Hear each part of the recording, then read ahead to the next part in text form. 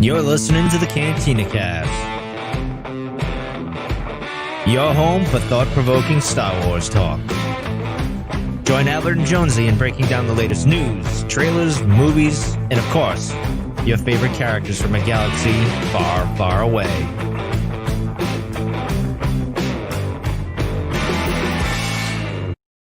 Hello, everybody, and welcome to the Cantina Cast.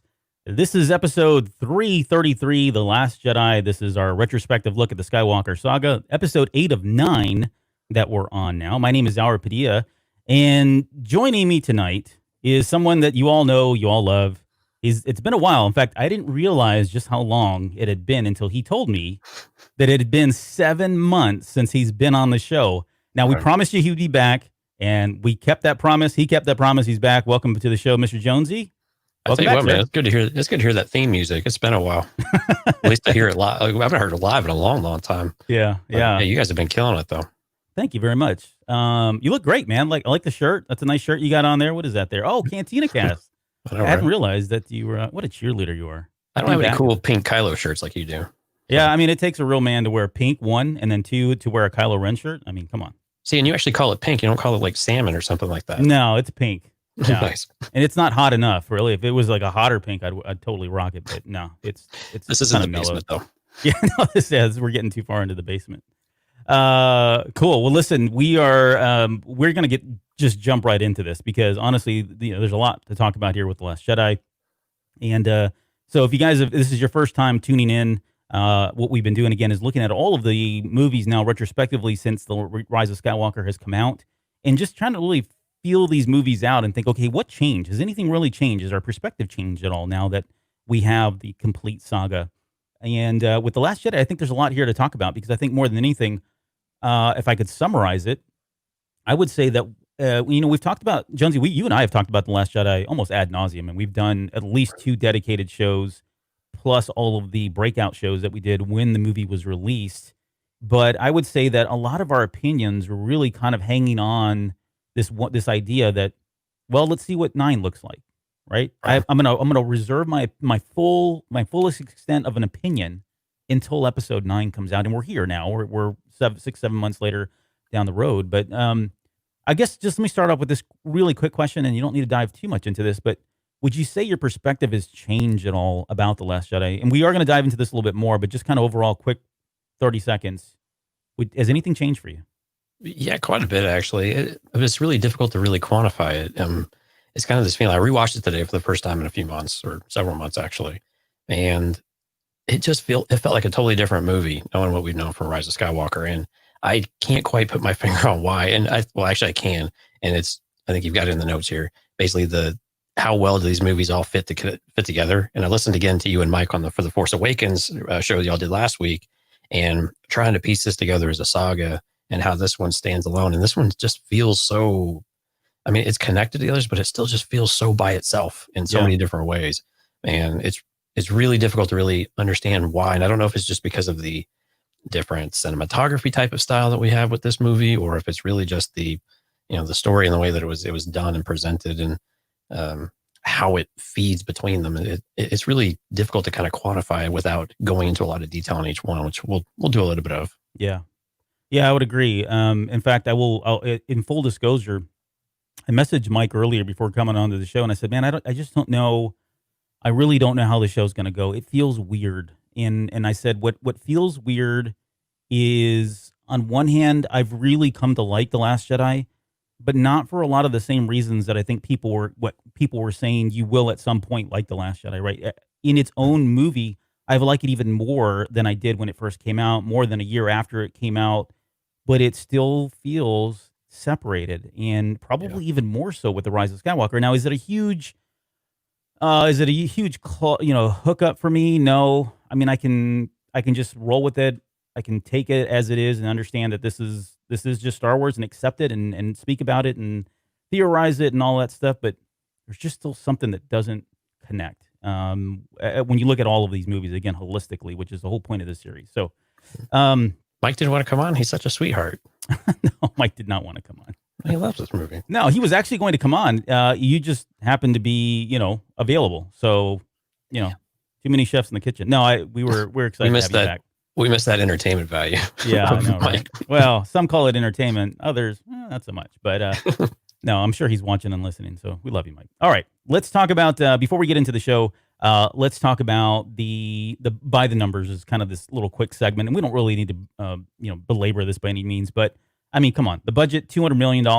I think there's estimates that it floated up to about 317 when all was said and done, Right. but then it brought in like $1.3 billion.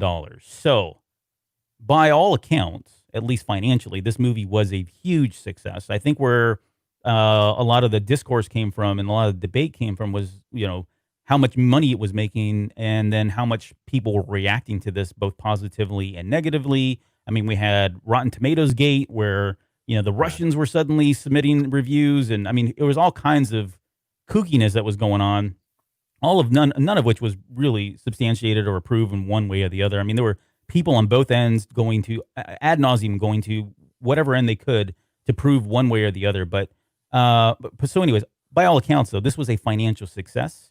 It just didn't have the legs that like Force Awakens did. Force Awakens had legs for days and days and months. Yeah. And this one, we kept thinking maybe it would drag out a little bit and it would have that success over time.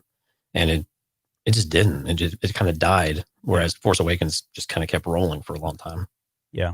No, and that's absolutely fair. And I think when we get to the Rise of Skywalker, I think we're going to probably have some of that same feedback and opinions as well. So, right. But yeah, by all accounts, I mean, this movie made a lot of money. Now, I would say I saw it a number of times. I know a few folks that went and saw it multiple times. But when you got to the general audience, at least from my circles, again, I'm not generally speaking for anybody else other than the people that I know.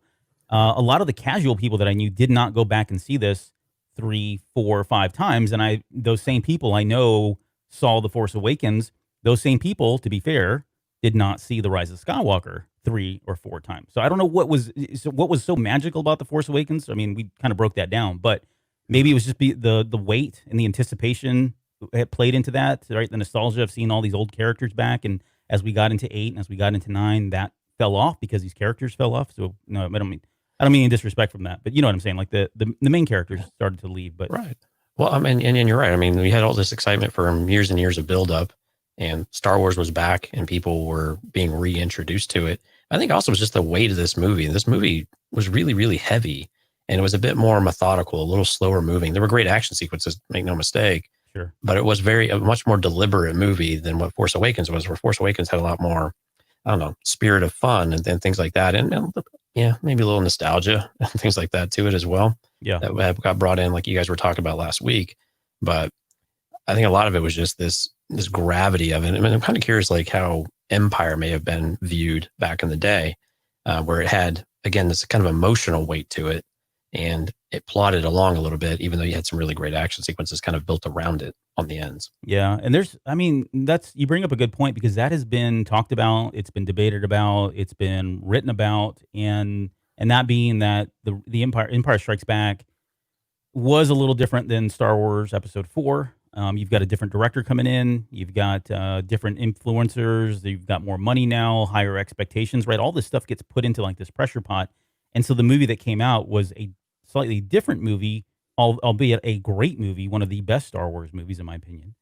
And you had the same thing happening here with The Last Jedi, where you've got a different type of director, right? You've got different writing styles, different cinematography. I think the one thing that was kind of that obvious, and it's an obvious thing, but that one thread that existed with the original trilogy and the prequel trilogy was obvious. You had one creator. You had one mind that was spinning the story, that was dictating, saying, this is how it needs to happen. Now go write that. However you want to write it. But here are the thread lines that you need to touch on. Here are the plot points you need to touch on. Here's exactly what's going to happen. And there was a source that you could always go back to as, well, I have a question about this. Now they tried to do this with the story group to some extent, right? That was kind of the I don't know, a pseudo George Lucas, if you will. So they could always go back and reference that and check it to make sure things were consistent. And I think for the most part that worked, but it isn't truly the creator. Maybe that's where some of this hang up came in. I don't know. Sure. I mean, and the styles were so starkly different. I mean, you had Irvin Kershner and Richard Marquand, directing it with the original trilogy, and those were different. But when we have with George, I mean, it was very clear it was the same person running the whole show. Yeah. And with these were starkly different. The other ones at least had some connectivity between them. They had a little bit different style, but they still kind of fit the mold pretty well, even though they had different tones. But this one was just so stark and visually just so different than some of the others, and especially this one with all the red and everything. Of course, we got that in the in all of the pre-release merchandising and it was everywhere, advertising, all that. Yeah, they were really accentuating the red, which was really cool. I thought it was really neat. I love it. It was different. It was different for Star Wars. Right. Like you see that in other movies and maybe even other genres, I guess, to some extent. Although I don't, that's probably a fair statement, but definitely you see that from certain directors, certain producers, maybe even certain movie companies or entities, right? They try to brand it. There was almost a branding that went with this prior to the movie release. And we got these reds that we were talking, that you're kind of, you can see it in the background here, but that, we had Crate, we had the images, the still images of everybody wearing red cloaks. And of course, as Star Wars fans, even before the movie came out, we were like, what does all this mean, right? We'd never seen anything like this. It's almost it reminds me of like the red balloon and the red that's used in The Sixth Sense. And I don't want to go off on a tangent here, but when you go back and rewatch that movie and you start focusing on the red, it's significant. There's things that it means something. And I don't know that it really meant much in The Last Jedi, but it was different and it did stand out, and it did bring about a certain attention from people like us and people that like to kind of dive into a lot of this stuff. Yeah. Well, especially with all the doubt that you had with Luke Skywalker, right? I mean, coming in this movie, we'll talk about it, but when you came into this movie, is Luke dark? Is Luke going to go? There's a lot of really concentration around him. And of course, we've got him kind of on this looming on the poster, right? And you kind of see it behind you. Looks like you're Luke Skywalker right now, actually. Well, I am. With your hoodie. Yeah. There you go. Yeah. So he's just looming in the background. And it was, and then they had variations of that, of how well you could see his face. Yeah. It's not picking his nose, though, Albert. I'm doing this on a green screen, so that's pretty impressive. Yeah. Okay. It is pretty good, actually. Yeah. Well, I've had a lot of practice. Well, okay. People just listening to the show, be like, what the hell are they talking about? I was just picking Luke Skywalker's nose for those of you that listen to the audio cast. So this is what you're here for, and we appreciate you being here. Yeah. All right. Okay, so let's get into some more off-screen moments. We kind of just segued right into it, but let's just talk about Rian Johnson. Pull the Band-Aid off. Rian Johnson picked this movie up. He was announced in 2014. In June of 2014, he was confirmed in August of 2014. And before the movie, by all accounts, before episode 7 was done and released, he'd already written the script for episode 8, which now that we've talked about like episode 7, we know they were still making changes throughout, through stuff, right? Pretty late negotiating some changes at the end there, and there was some back and forth. I mean, and Johnson acknowledges this, and so does Johnson and Abrams. They both acknowledge the fact that they were trying to stay at the hip, especially when that last scene. I mean, there was even an account that Mark Hamill was like, "Whoa, time out! You've got this written in this script, and he'd already read 8, and he was still filming 7. He was like, because there was a scene in there at the very end when she comes up the Jedi steps in The Force Awakens and is ready to hand the lightsaber to Luke Skywalker. He's sitting there and he's like meditating and floating rocks, right? And so he reads that in episode 8 script and goes back and calls Abrams. Is like, hey, time out.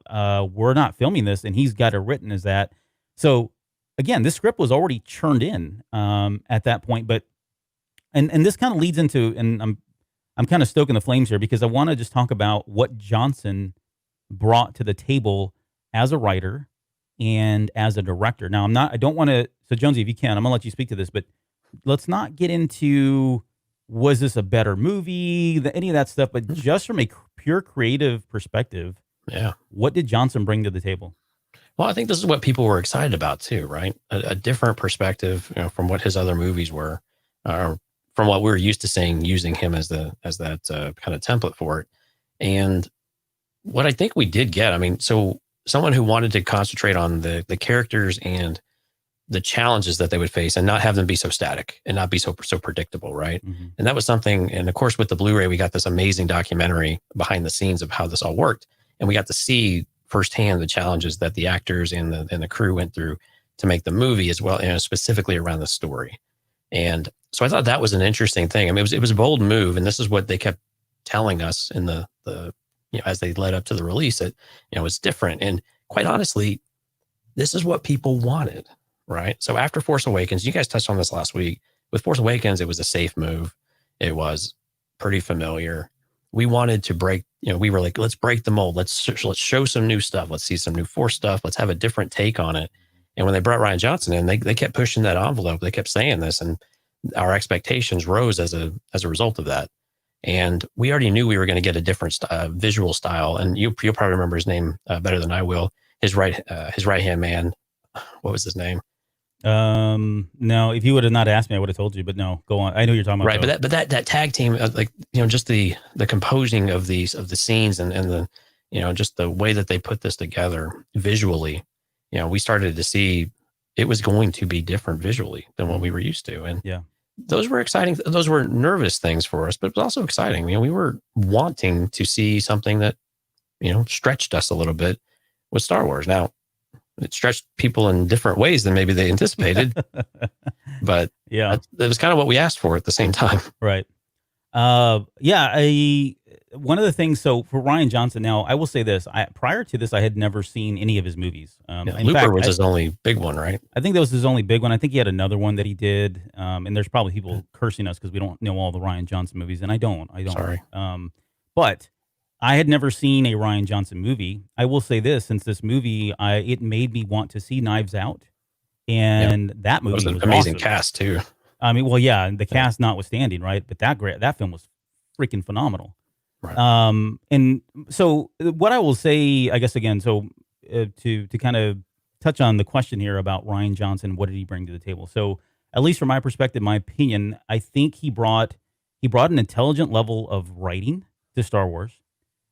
You go back and you watch this movie and you watch it in the things that he wrote, the things that he did. There is no, at least in my mind, there's no mistake about it that he is not a true Star Wars fan. And I know that rubs people the wrong way, but there are just little things that happen in this movie, whether they're references, shots. Today, like one thing that I caught I wasn't even expecting it, but when he does the dissolve that Lucas does, and he only does it once, but he does it when he jumps between Leia and Kylo Ren right before he blows up the thing, he does a dissolve. And it's very similar to the Empire Strikes Back that Kirshner did with Luke and Vader when they're talking right after Luke loses his hand, right? Right. So that transition, just little tiny things like that, and references that he makes, and that sort of thing.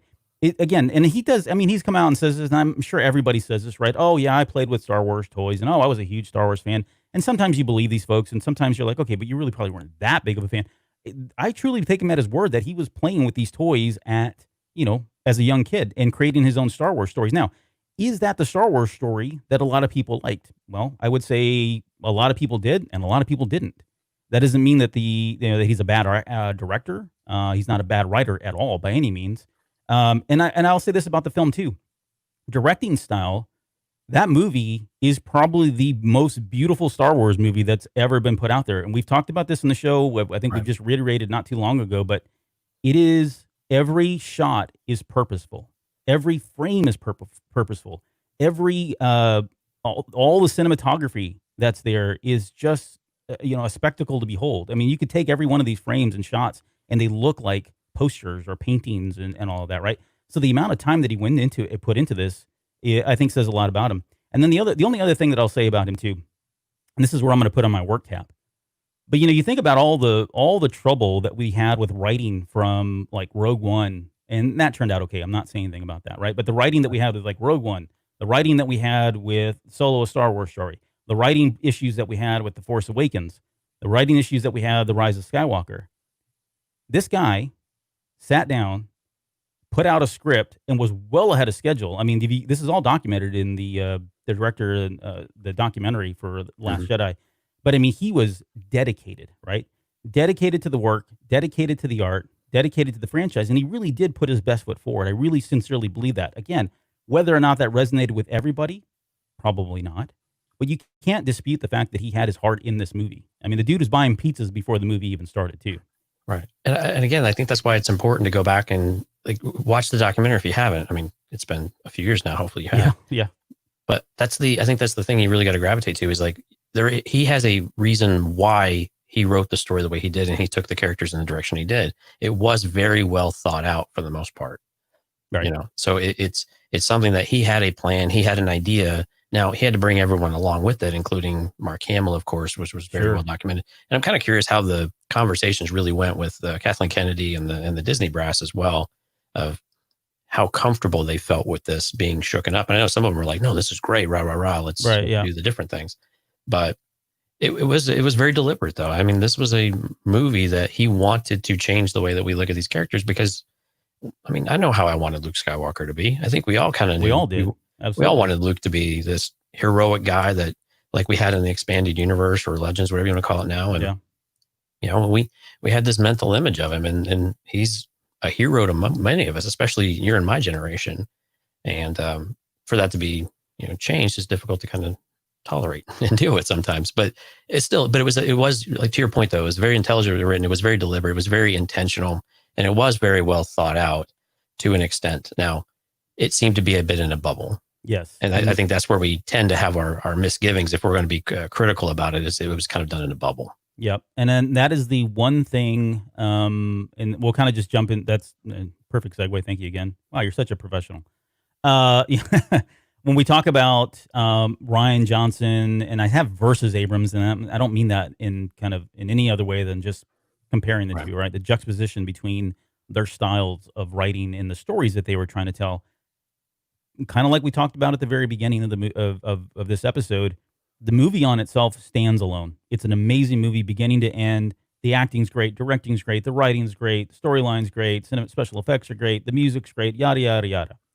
Where the problem still exists for me, and I don't know that it was really resolved anymore, is when you try to put the three together and say, okay, what is this story beginning to end?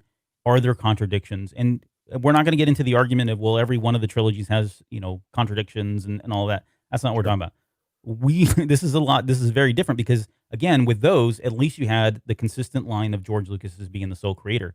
With this one, this really puts in question the some of the choices that were made, and some of the allowances and the liberties that were given to people like Abrams and people like Terrio and even Colin and all these other people that were a part of the sequel trilogy. It really begs the question of, like, was this the right decision? Was it okay to have people come in and bring their own stories like this, and then expect these stories to just kind of make this cohesive story without really the contradictions or a lot of the backlashes, or feeling like it's too different? And when you look at these three movies together, this one does feel like it stands out. Like it almost feels like you could take 7 and 9 and pair those together, and then 8's kind of out here doing its own thing, and it's really pretty and awesome, but they just don't all go together. And I think that's the problem for me. Not any one of these individual movies as its own, but just, again, collectively as a trilogy, it still doesn't feel cohesive enough for me. There's still a disconnect.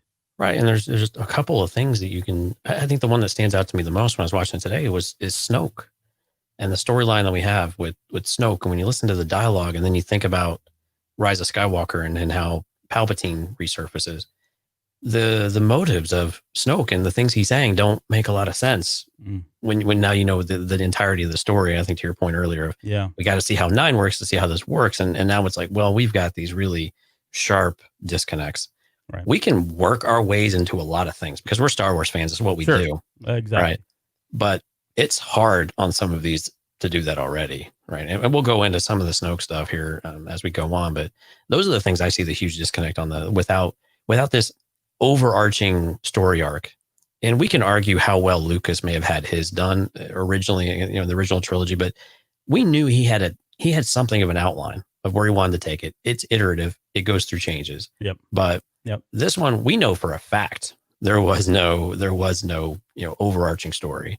We knew each one was going to have their own play in it. And then whoever ended up with the bag at the end of the day had to somehow pull it all together. And that's been a shortcoming of the sequel trilogy. I mean, unfortunately, it is what it is. Yeah. So, all right. Let's talk about, and so guys, this was so difficult to do. You know, again, we've talked about The Last Jedi for so long that, you know, as I was putting down show notes, I was like, well, we've already talked about this. We've already talked about that. And so what we're going to try to do is just focus on the things that were kind of left us scratching our heads after 8, and just, again, try to answer the stuff that, you know, hopefully 9 either proved, disproved, or even muddied the water more for us. But we do want to touch on just some of our favorite moments, because I mean, really, that's in the spirit of why we were doing this. Outside of just trying to answer, okay, retrospectively, what's changed? How does this all fit together? How does it feel? That kind of thing. We were really kind of just, you know, fanboying, fangirling on what are our favorite things? What are the things that we still look back and now, here we are, 2 years later. What are some of the bigger moments? What are the stand-up moments for us? And so let's just start with the opening battle. I mean, the time jump, right? All we need to say about that is it does still feel kind of weird that we didn't get any time in there. Do you think that hurt 9 any more or less? That it absolutely. I still think it. I think it didn't do it any justice. I mean, it didn't do a service for it. At least we talked about this so many times. Of it wouldn't have taken much to allow a little bit of time to go across, right, or to pass. Like Luke had a bit of a time between the first and second movies to be able to say, or 4 and 5, however you want to say it. But he had time to say, okay, there's been some growth there. And a lot of people's issues with Rey is that, she came up to speed really fast. All of a sudden, she's very proficient at things and she's very strong. And they had a hard time, believing some of that, I guess, so to speak. But I think when you look at it, though, I mean, that little bit of time, even if it's a year or months or something like that, can do a lot of wonders. And you can bring the audience along a little bit with, with a crawl or something like that to do that. Yeah. And without that, though, you lose that opportunity, and then you really do have to line up really straight and really on par with what was going on previously. And I think from that respect, they did line up at the beginning of this movie with where we ended up with Force Awakens. So it didn't. They mirrored it, or they lined it up, but they didn't necessarily take the story kind of in the same direction and move the story along as much as maybe people thought it should have. Although I'd argue that they moved it along quite well, or quite a bit, but maybe quite in not saying the direction they wanted. Right. Yeah. All right. Let's talk about the opening space battle. Again, the more I've watched it, the more I've enjoyed it. I still have questions about, and it's not even like the bombs and whether they fall. I mean, that's all trivial now. It's like, it seems so silly that we were even talking about that. And not that we were, I don't even think we did, to be honest. So to be fair and credit to us, we didn't really go that route, but just the amount of chatter that was going around with some of this stuff and the allowances for suspension of disbelief for some things in Star Wars that everybody was fine with, but because now it's in The Last Jedi and nobody likes Rian Johnson, people took great issue with, right? It's not even that.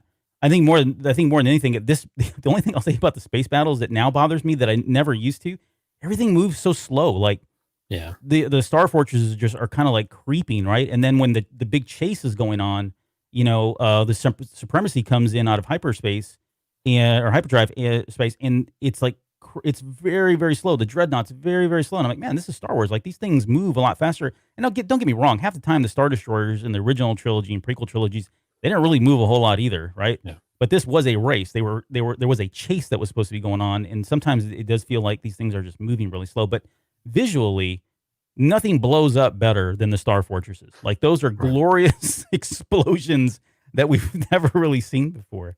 Right. You had this thought in there about how is Poe not Force sensitive? What did you mean by that? Okay, so we talked about this forever ago too. When he's going through, this is actually still one of my favorite sequences of the movie, is when he's going through and he's blowing up all the cannons on the surface of the Star Destroyer and all that. Yeah. But you have this moment, he's got the goggles down and it's like in slow motion, right? And he's doing all of these things, and I'm just like, how is this guy not Force sensitive with what he's doing and the abilities that he has and that was one of the things I had hoped for, because of course we know the comics as well, right?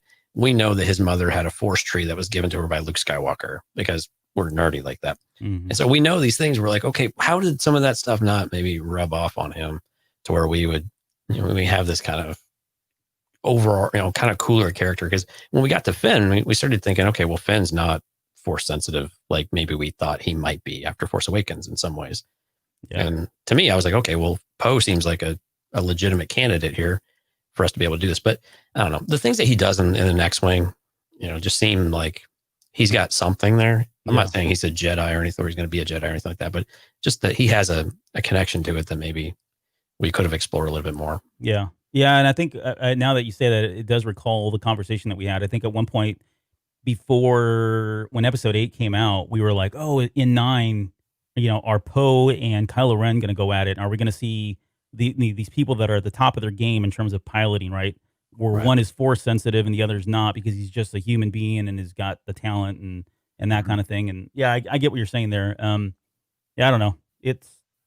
I mean, he does more than that. Don't get me wrong. Like he closed his S4s, went vertical, and like went through a slat. Yep. Like without even and about then when he pulls into, I can't remember the name of the hangar. Now. The hangar, yeah, and like just cuts the engines off right as they go into, light speed.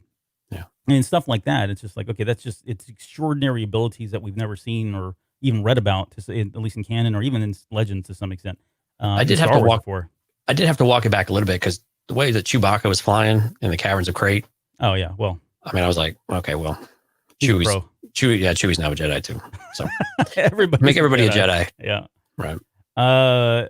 Okay, so this is the one. Hux. Has that changed anything for you? The writing style here, the comedy that was in here.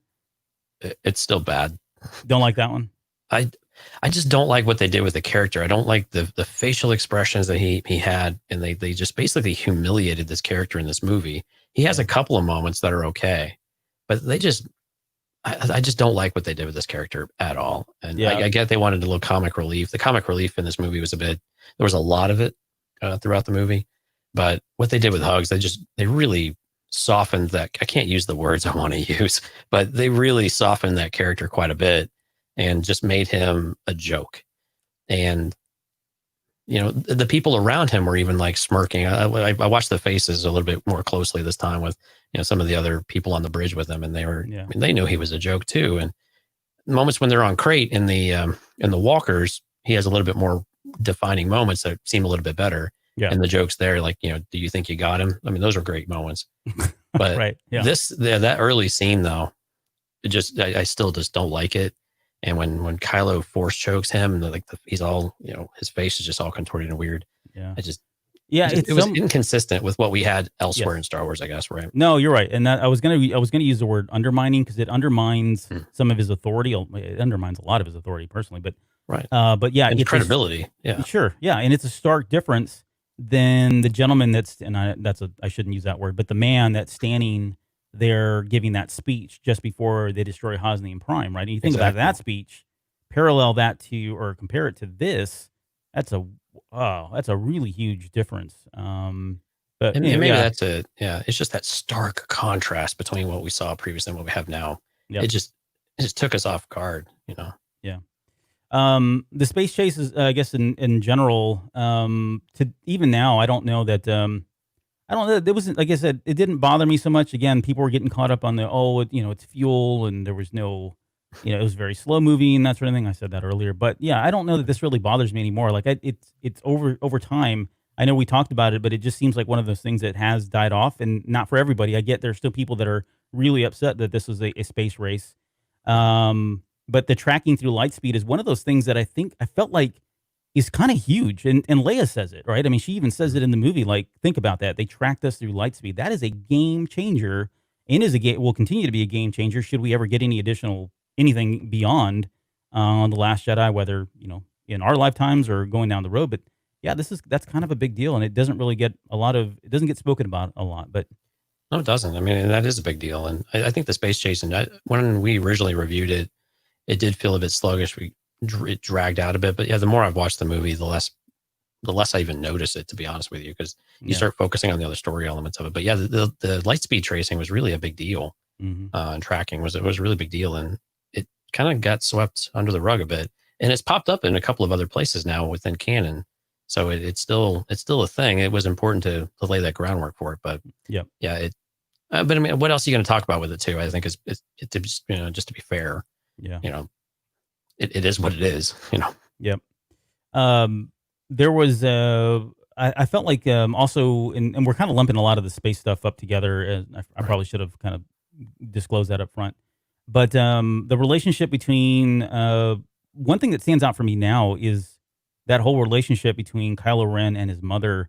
And right before he doesn't shoot and doesn't blow her up, and the jerk faces that are next to him do it, that moment is different for me now, right? Because of the Rise. And this is one where I felt like, again, we're not going to talk about the merits or the likings or dislikings of the Rise of Skywalker. We'll get to that.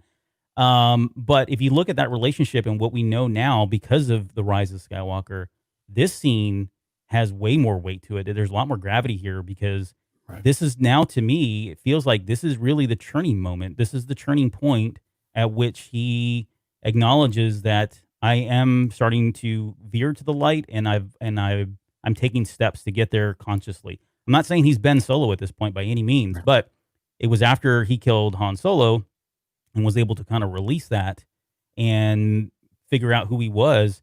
This is that very first moment. And this is for me, right? I mean, sure, people that watched The Last Jedi when it came out, they knew that up front, and cool. I didn't. For me, now that The Rise of Skywalker is out, this one feels a little bit different. Right. And we had some setup before that too, when he's in Snoke's throne room after the, ordeal with Hux, and they've got him tied on a string and all of that. Yeah. So we finally got to see like how fractured he was, which also led us into that scene and just knowing that there's just something wasn't quite right. Yeah. Right. And it just cemented that it's not quite right. He knows something. He knows it's not right. And what is his decision going to be actually with Leia? And can he do it? Mm-hmm. And I also have to, he told those guys to follow his lead, and they just kind of arbitrarily started shooting stuff. So, I mean, yeah. If I were him, I'd be a bit pissed. I'd be like, guys, you don't listen. Yeah. Hello. Well, they did die though. Like 2 seconds later, they got blown up. Yeah, true. But I would have been like, what the? Yeah. Anyway. Yeah. So much for following orders, First Order. Man, their training sucks. Yeah. But yeah, spoken like a true manager, by the way. Go ahead. Right. Go on. So yeah, so you got to see that build up. You got to see that conflict with him already, which I think was really, and you guys touched on this last week. I thought it was a really good point of the Ben Solo or the Kylo Ren that we see at the beginning of this movie is so different than the Kylo Ren we had in Force Awakens. And that was I think it was really important to see that and not have the mask in the way anymore, and to really start to see that character come out and see that conflict, even though it was really difficult to always understand what he was actually thinking, what his motivations were at any moment, because he was just so all over the place. Yep. And I think that conflict with Leia, I mean, it was a really, I think that was a stark moment for him of how did, it's a question really of how did that actually change him based on interaction with Snoke, and then not, deciding not to pull the trigger with Leia, and then something still happening. Yeah. Yeah. And with Kylo Ren, well, the mask. All right. I would going into this movie and knowing that he was going to lose the mask, was going to get destroyed. I mean, we saw that in the trailer, I think. Right. But going into this movie, I remember thinking, well, this sucks, because I really liked, Kylo Ren in the mask. I thought it was a cool thing, and he's Vader's grandson. He's aspiring to be the next Vader, and Stokes sitting there, stroking his ego about you are Vader's son and all that, right? That was all great stuff. And then when the movie came out, and I got what Johnson was doing, and I actually do appreciate it. I appreciate the fact that he took the mask off, because we got to see Adam Driver, who's probably going to be one of the best actors of our generation, honestly, of this generation at least. He's just amazing, and we didn't get to see that, and I get it now. I'm like, okay, yeah, you were right, Johnson. I'll defer on this one. Then we get to The Rise of Skywalker, and the mask goes back on, right? And that's where I'm like, okay, see, this is what I'm talking about, guys. You don't. If I would have just rather it, if you're going to take it off, and let's be done with it. Let's not bring it back. Well, but we get the symbolism of it, though, right? Yeah, and I think that was okay. Yeah, it looked weird. To your point, all of a sudden it looked out of place. Yeah. Yeah. Jonesy's driving. He's actually driving right now. If you're listening on audio, no, he's not. Driving and podcasting. Okay, let's so going on with the space stuff. Let's talk about Leia in space, and this again, another one that was a super controversial thing. I don't know The Rise of Skywalker did anything for us other than it just kind of reaffirmed that Leia did have some training, and she was trained by the best, if you will, with Luke Skywalker. And so I don't know, this scene makes more sense. I don't think I'm sorry to interrupt. The Rise of Skywalker novelization did a lot better of helping this scene out than anything else did. Yeah. Yeah, no, that's very true. I was fortunate enough just to finally finish. I'm like so far behind, guys. Finally finished the Rise of Skywalker novelization just a week ago. Yeah. And so you're coming in with kind of fresh eyes, fresh perspective. Yeah. Yeah. And so it was really nice. You finally got it really helped fill this scene out a bit. You don't get it in Rise of Skywalker. Like you said, you get a little flavor of it, but you finally get, the things of the abilities that she had and how she was different than Luke. I don't want to say she was better than Luke, although there's an argument there, but she was definitely different from Luke with some of her abilities of what she was able to do. And so it makes sense that she had some of these other, force powers, or she had this other knowledge that we wouldn't have expected. But again, this is where it's like, how much can you cram into a movie? and they were cramming a lot into these things. Yeah. And things like that. That's why you and I like the novel so much, right? Because you get that in between space quite a bit. Oh yeah, it really helps. But it kind of stinks that we had to get it a whole 3 years later. Basically 2.5 years later, I guess. Yeah, and I'll say this again. So we're not again. I don't want to talk about Rise of Skywalker because we're going to do that next week. But go read the novel. It's a better story. It's a different story. It's a better story. It's a more complete story. It's a more complete story. That's fair. Yeah. How about that? Okay, let's talk about Holdo, Vice Admiral Holdo. She is a character that I was pretty indifferent about going into The Last Jedi. Came out of that movie kind of indifferent because she died. Didn't really get to know her much. I think I have a different opinion of her now. I do like her character a lot more than I did, and I can say that with pure sincerity.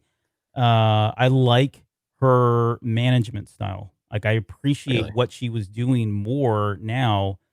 If you can see that Poe was not in the right state of mind and he was very frantic and panicking and wanting to go blow stuff up in a ship and all that, I think she did the right thing in what she did. And again, this is one that I know can be very controversial, and that's the defense of Holdo and whether or not, the withholding of information, whether that had she just given that information out, would we have not had some of the conflict that we did? I think that's probably true.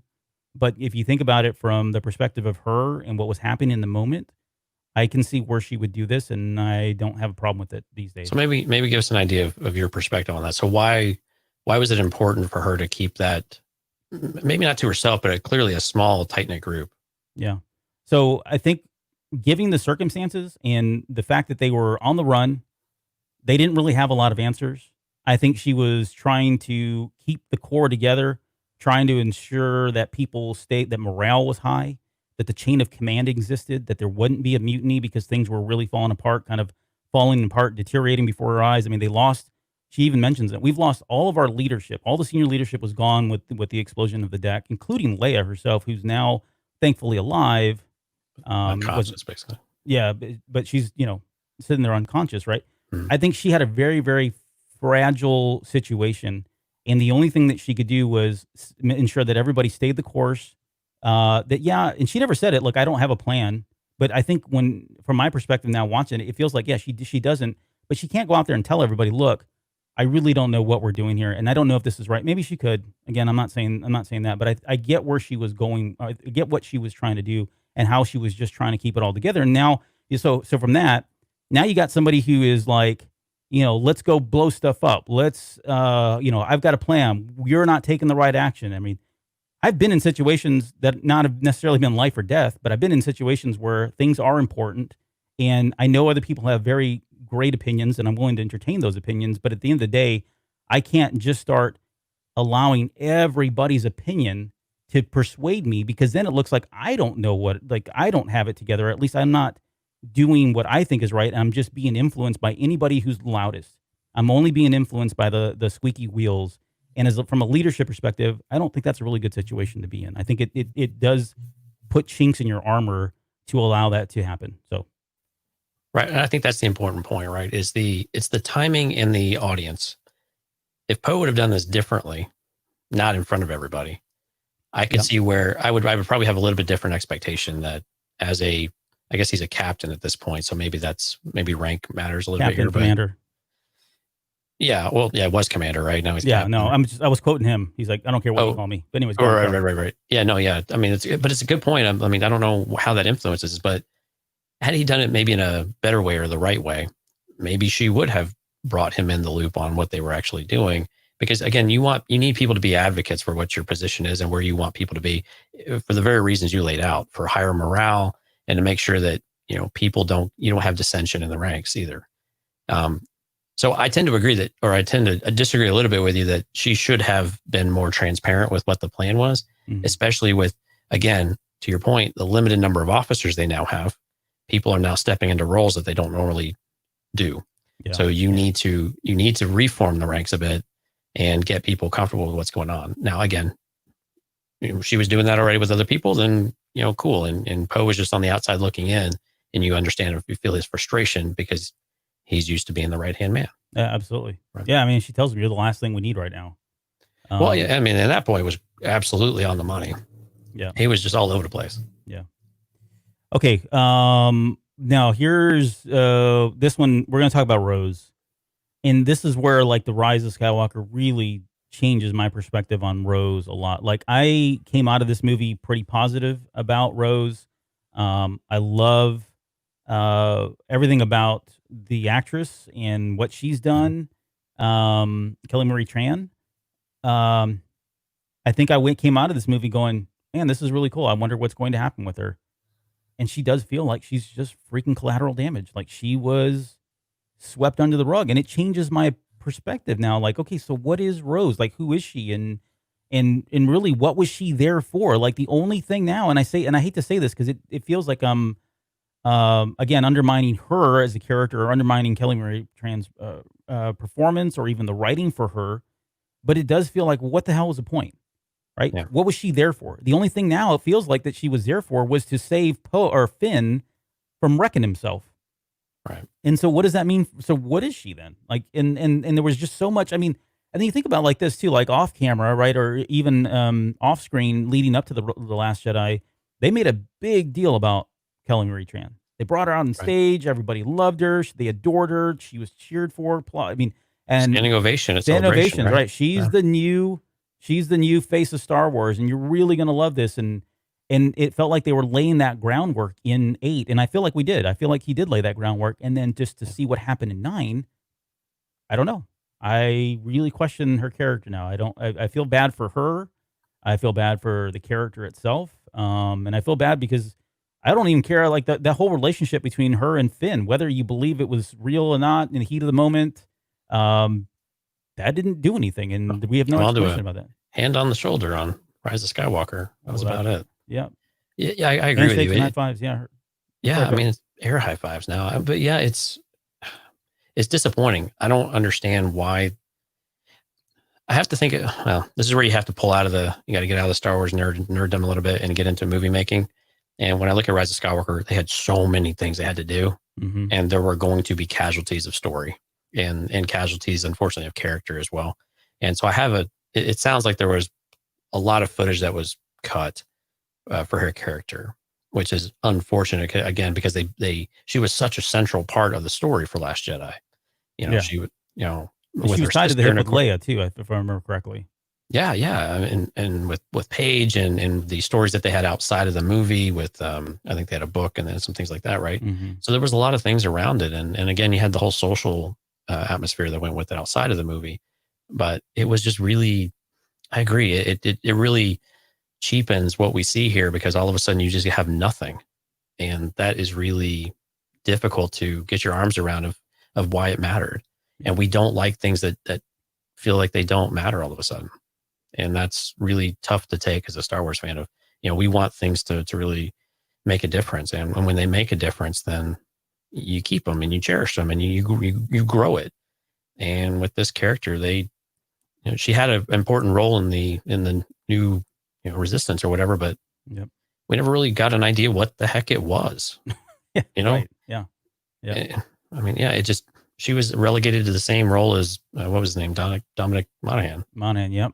Yeah, and he probably had more lines. Get some holdo maneuvers in here, man. That's such a dumbass comment. Yeah. Yeah. I don't.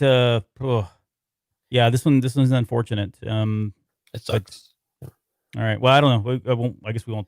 We don't need to talk anymore about that. So, all right. Let's get to Octo. And we're gonna get to probably, arguably, one, if not the most controversial thing, and that is the throwing of the lightsaber, right? The opening scene of him throwing the lightsaber. And there is a lot, and and I'll let you speak to this because I know your opinion already, but there's a lot that I will concede with The Last Jedi that I had strong opinions of before the movie, coming out of the movie, a year later about the movie. This is one thing that does not change for me. And I'm not saying that he wouldn't, I wouldn't say that he would give the lightsaber back or anything like that. All I'm saying, my opinion still stands to this day. If it really is Luke Skywalker, and you give the benefit of the doubt that he is a hermit now, he's now secluded himself away on this island because he wants nobody to have the Force and doesn't want the Force to be an influencer in any way, right? He's completely shut himself out.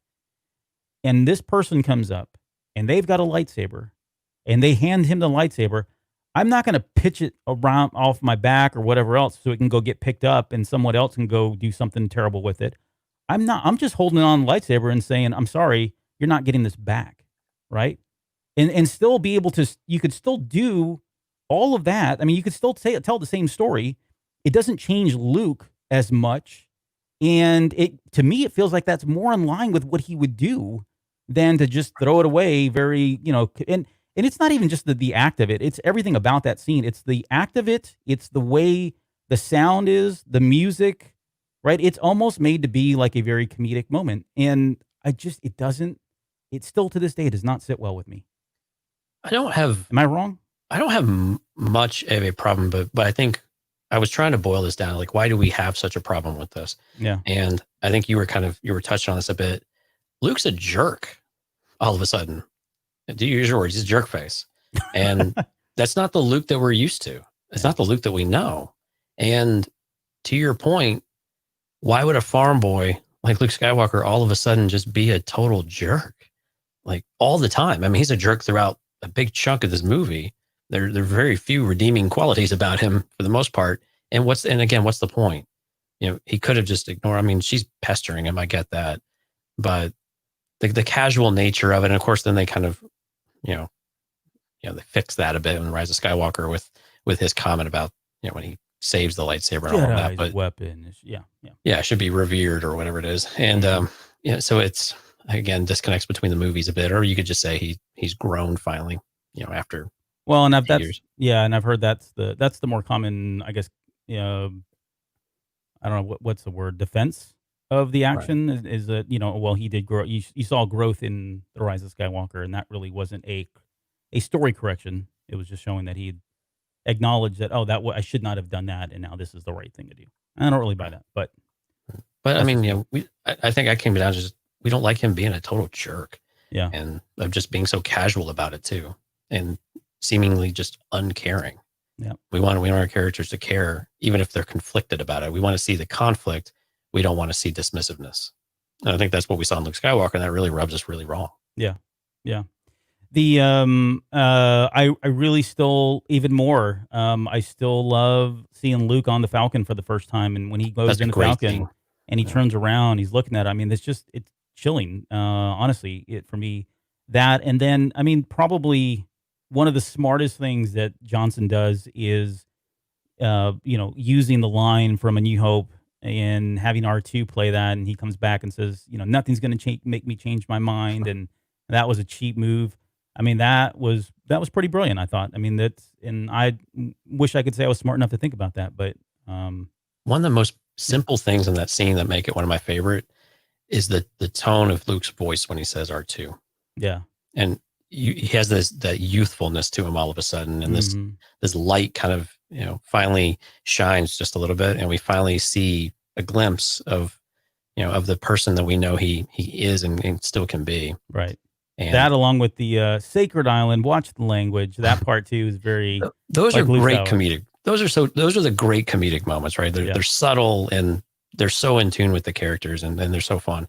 But that entire scene, in the Falcon, the way they lit it with the the hood and still the shadows, just fantastic. I mean, I would just take a screenshot of that and just look at it all day.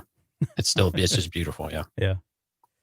All right. And so let's talk about, so we're on Octo still. Let's talk about race training.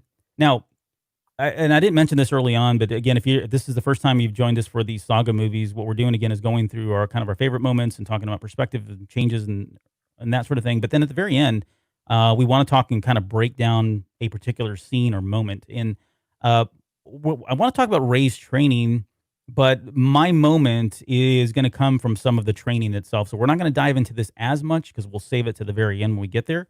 But I will say that seeing Rey use the lightsaber because this is really her first. I mean, we saw her fight with it, and I get that at the very end of The Force Awakens. But just seeing her in that moment where she's out there by herself, the music's playing, you've got this gorgeous cinematography and these crazy aerial shots and all that. That's all very great stuff. I mean, I really enjoyed all of that, even to this day. And just that moment when she picks up Anakin Skywalker lightsaber or Luke's lightsaber, whoever you want to say it, she claims it to be now. I thought all that was great. And then what I'll really get into a little bit later is kind of the equal light, equal darkness aspect of it and the balance of it all in Luke's teachings. And actually, I'm going to tie that back to the Old Republic. So get ready for that. Anyways, but what did you think overall, just holistically, I guess, about all of her training? And we can even touch on the novel if we want, because we got lesson 1, we got lesson 2, we never got lesson 3 in the movie, but we did get lesson 3 in the Last Jedi novelization. Yeah, which I didn't really particularly care for that scene with the villagers and all of that. Villagers, yeah. Yeah, that was a little out of place, but I think can we call it training? I mean, are we really going to call it training? She didn't get so much physical training. I think she got more like philosophical training or, I don't know, theory. I don't know, something to that effect. Yeah. I think that's a fair assessment. Yeah, I mean, and granted, I think we liked this stuff, right? Because we got to see this take on the Jedi from a different perspective, right? Yeah, and I don't want to steal any, or I don't know what your thunder is, but I don't want to steal it. But I think that was the vanity aspect of things with her training and understanding, falling and things like that, of touching on it, but maybe Luke not quite understanding it quite as much as he would later on when he speaks with Yoda.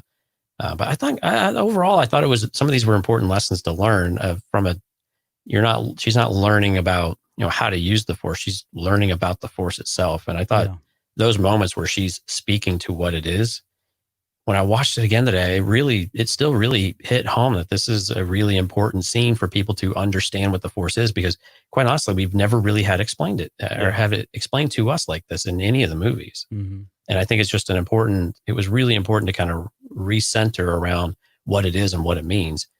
Because all we really had is really Obi-Wan's perspective on it.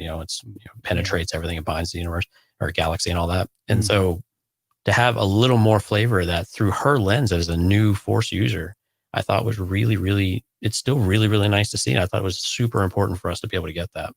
And the visuals that they had too were a little weird, because they were weird cinematography wise for a Star Wars movie, but were still very, appealing and accentuated the point a bit. Yeah.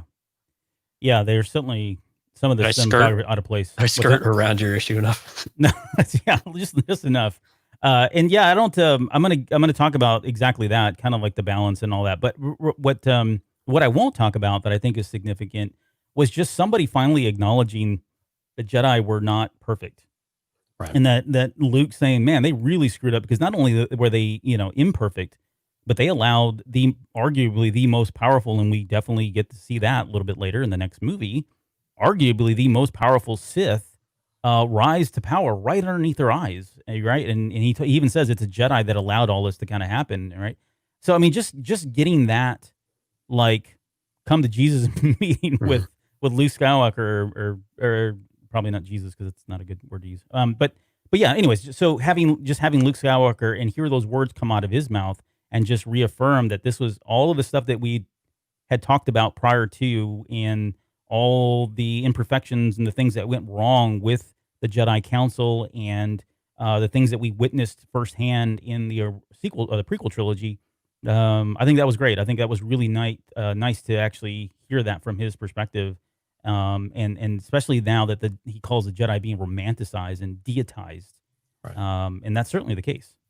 Right. I mean, and it disconnected Force from Jedi, which I think was really important to do. It's not owned by anybody. And you hear from Rey, the perspective of, it's this power that Jedi have and own. And that's just not the case. It's part of everything. And I thought, again, pulling those two worlds apart and putting them in their own buckets was really important for us to be able to see. Okay, so your moment, we're going to talk about the cave now as our last thing on Octo. But and again, I'm not going to steal your thunder, and I don't know what you're going to talk about, other than I know you want to talk about the Force timing and kind of that relationship that they had. But this all kind of really starts. The ability is we've already seen it at this point in the movie, anyways. But it really kind of manifests until all the way up to the physical touching of it. But it really kind of starts with the cave, because it's because of the cave that Rey decides that she really wants to open up, and she needs to open up to somebody. And the only person that's really willing to listen to her, she feels like, is kind of in that same boat as her, is Kylo Ren. But the cave scene itself, I It's don't just as know. confusing as ever. It really is. Yeah, I don't. I don't think it's any more clear. I don't know that I hate it or like it any more or less now that the Rise of Skywalker's out. But I guess I was hoping that they would somehow tie that together, and maybe if it truly is just her seeing that her parents aren't there and that she has to go find out who she is on her own. Right? She saw what she needed to see, which is your parents are never coming back. However, that turned out to be in the Rise of Skywalker.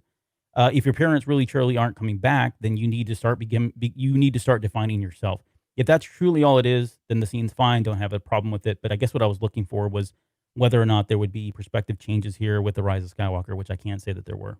Right. And I think what I'm confused about with it, this was supposed to be a cave steeped in the dark side.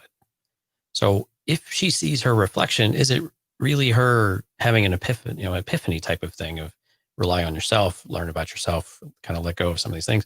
Or was it one of these things of frustration? Like, we're going to tease you, but not show you, and it's going to force you in this other direction. So that was a kind of a question I wanted to ask to you was, if this cave is steeped in the dark side, was there an ulterior motive? If you grant that the Force has I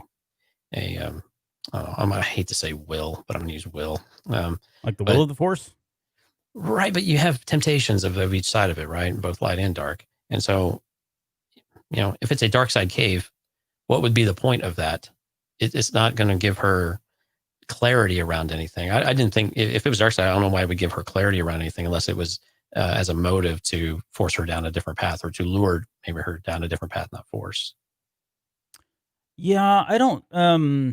Maybe the comic. Do you remember when Qui-Gon went into the tree in that comic book? Yeah. I want to, and I'm trying to. I should have researched that prior to. But I want to say he wasn't necessarily confronted with like his darkest fears per se, but he was confronted with a vision of how things could go and become. Right. So I don't know that the caves really are about. For Luke, it definitely was, right? It was like, okay, your greatest fear is being presented. You're going to become the very thing you're seeking out to kill. For Qui-Gon, I don't think that was the case. I think it was just really, hey, look how this is how things could turn out. Things could get really bad, and you're going to have to figure out how to navigate through this. And so maybe from that angle, maybe it really is for at least for Rey, it wasn't so much about confronting her greatest evil per se, but just confronting fear. And those aren't necessarily mutually exclusive, right? I don't think something doesn't necessarily need to be evil in order to be fearful or fearsome, right? Mm-hmm. Am I making sense? I don't know. Yeah, well, and I think the fear is important to set, because she was actually one of the first ones. I'm trying to think if she might be the only character in the Star Wars saga, movie wise, actually admit that she was afraid of something.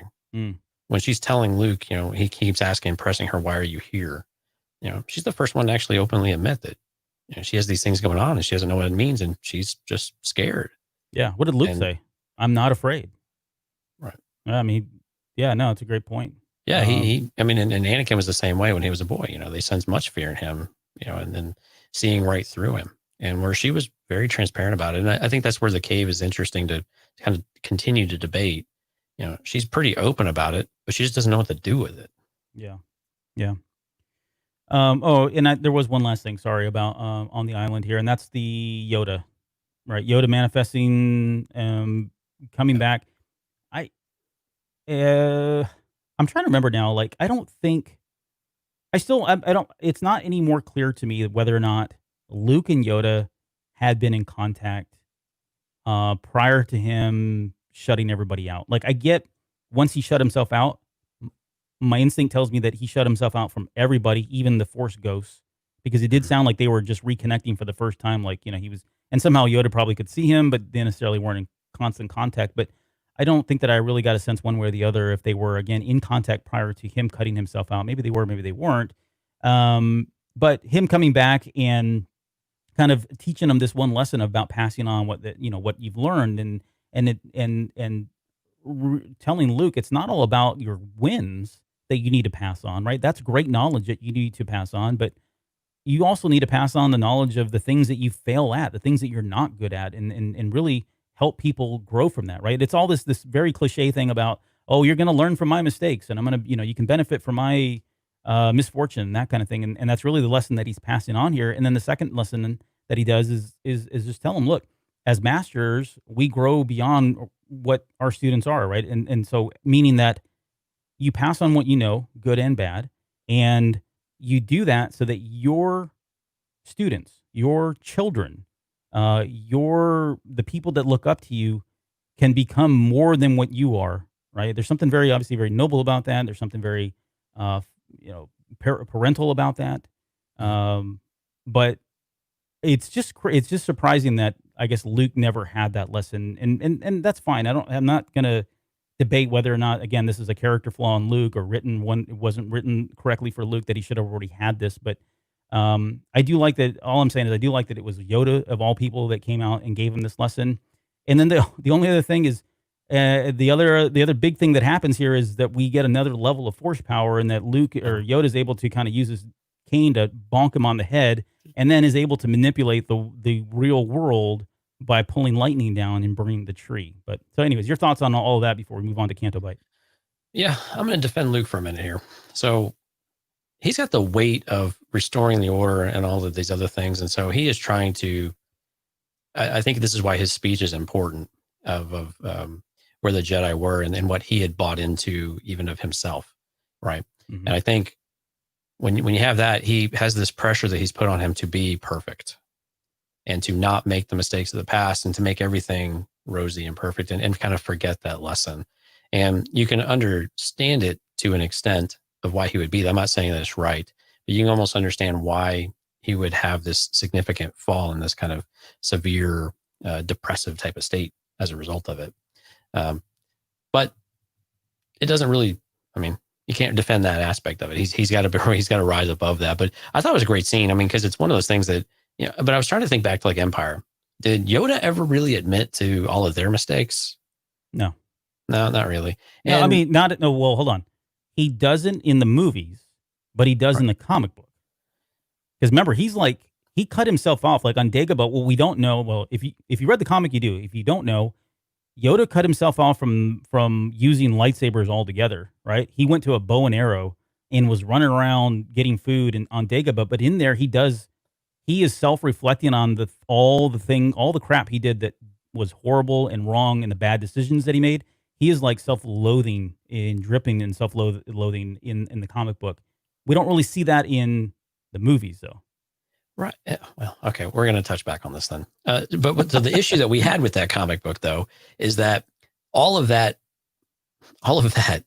happened right before Luke showed up. I mean, literally, like right before, second before it showed up. Yes. So 20 years of not getting the point. And granted, maybe he had a lot to finally get to that revelation, and get over himself in a lot of ways. And it took 20 years of solitude to do that with a bow and arrow. But I don't know. I like the lesson. I like that it came from Yoda. To your point earlier, I think that he probably was communing with Yoda. And the reason why I think that's true is because we've seen Yoda pop up in other parts of canon as well. We saw him pop up in Rebels with Ezra and more than once. And we hear him present in a lot of different ways. Skywalker.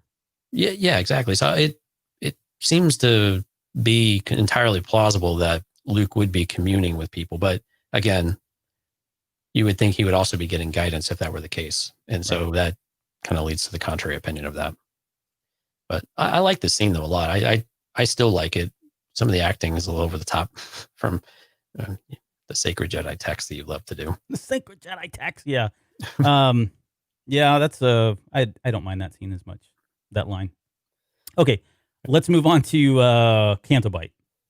In Canto Bite, I don't know that I get right. So I don't really want to spend a whole lot of time on here because it doesn't. Rise of Skywalker certainly didn't change anything about it. And we've already talked about Rose, and this was kind of Rose's moment in really being able to kind of punch a hole or whatever she says to this whole city. Yeah, but anything that I think the only thing that I would say that stands out here, or at least that resonates and is held up really well, is just the idea that the fathiers and the slaves are kind of symbolic of a lot of the people in the galaxy, in what the Empire was doing to them, and then what the First Order was doing to them. But beyond that, I don't know that there really was a whole lot. The scene, I actually like a lot of the cinematography, like that opening shot of panning over everything and the throwback. And I forget the name of the movie, but that was a throwback to a movie, a famous movie, old movie, black and white movie. All that's great. So from just a creative perspective, I think it's great stuff. I don't Yeah, know. the And over the DJ, throw DJ in there too while you're at it. Go ahead. yeah, sure. I mean, the over top opulence, right? I mean, and they kind of drove the point home pretty harsh. I think that was maybe part of what made the scene challenging. It still makes it kind of challenging to get through. It's still beautifully shot. I mean, the animation, everything they do on is really great too. Yeah. But I think the one thing that I can't make up my mind if I like it or not.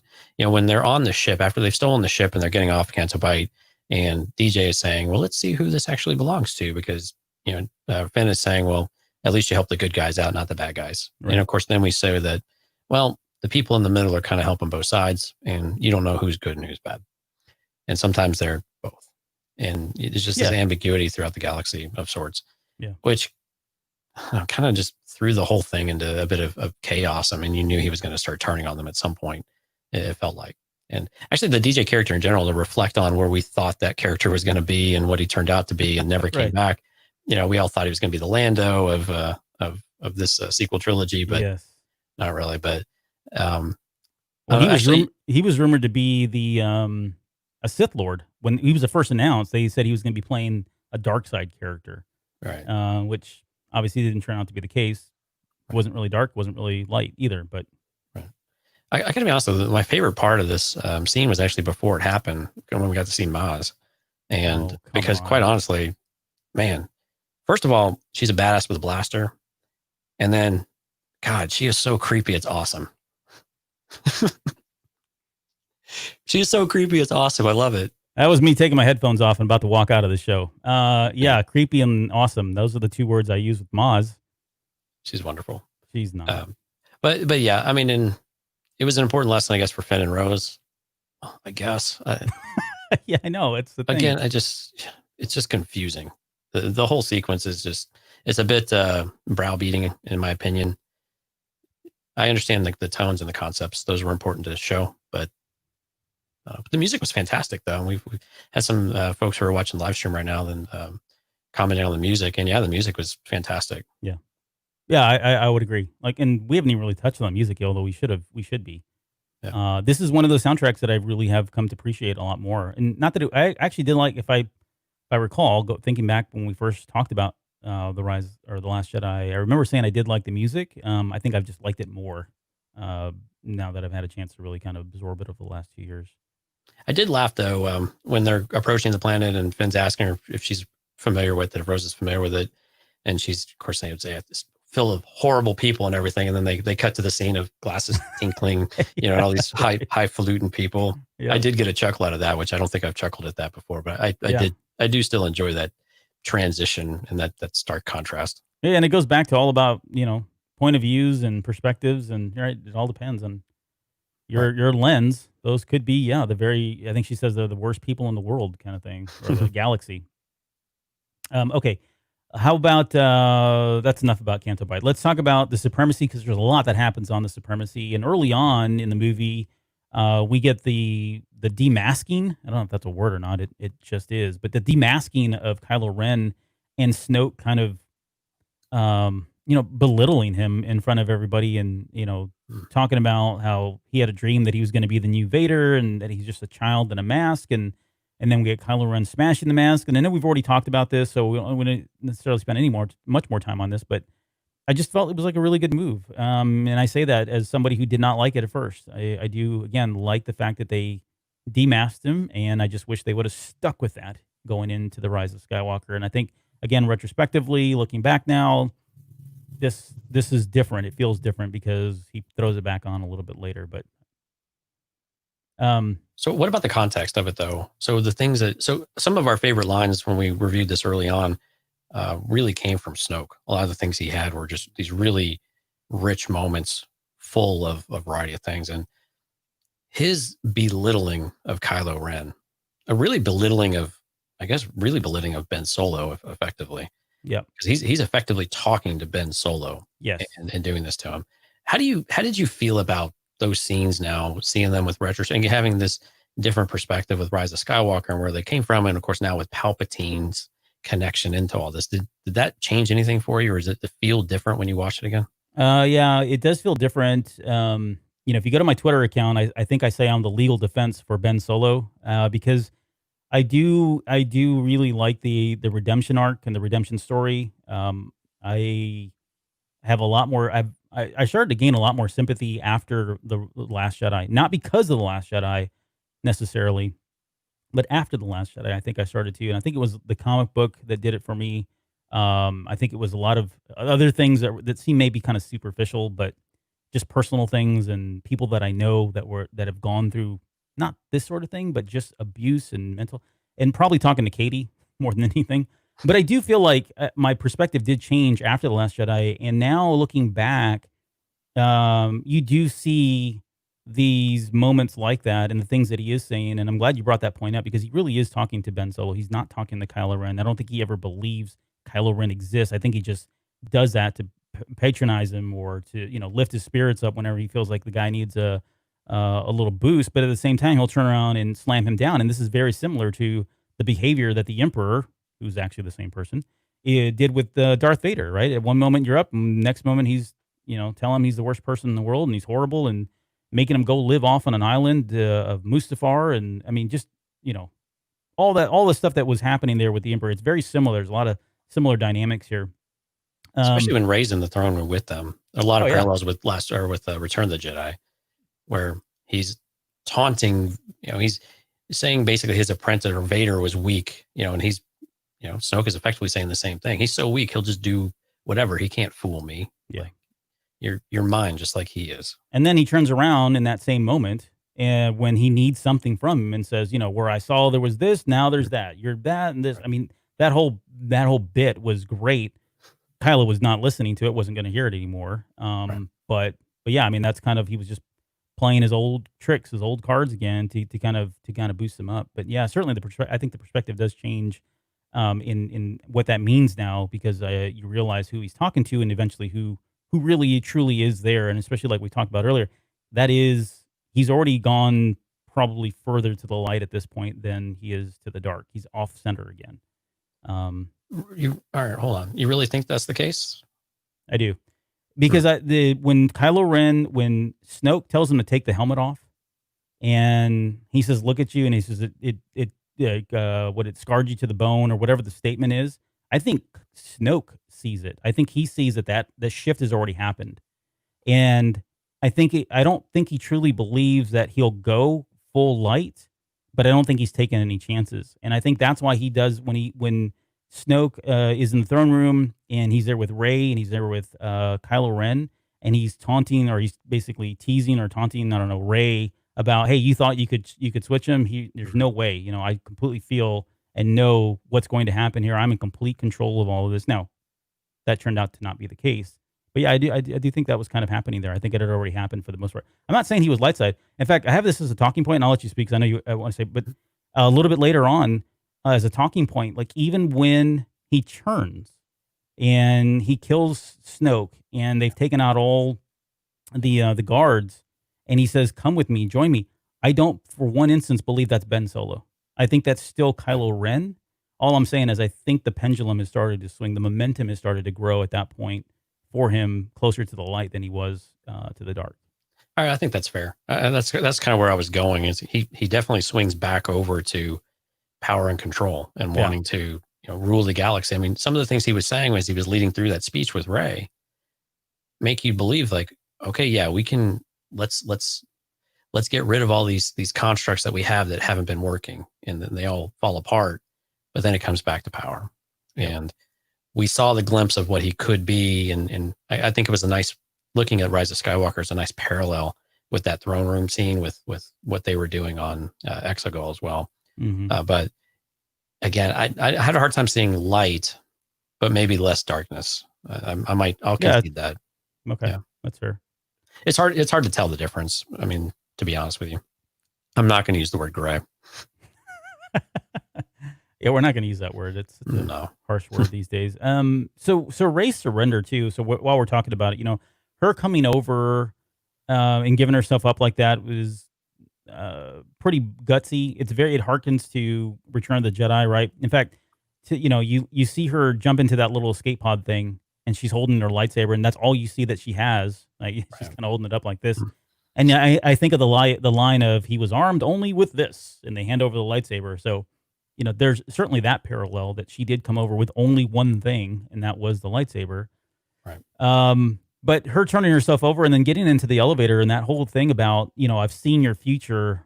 She said, I've seen the shape of it. About, it's solid and clear that he was going to turn to the light. And then he turns around and says, well, you're going to turn too. And I don't, I think we get that obviously in the very next scene. He at least turns, at least on Snoke. I don't think he doesn't turn on the First Order though. That's the thing. He turns on Snoke, and there's a lot of very good reasons as to why.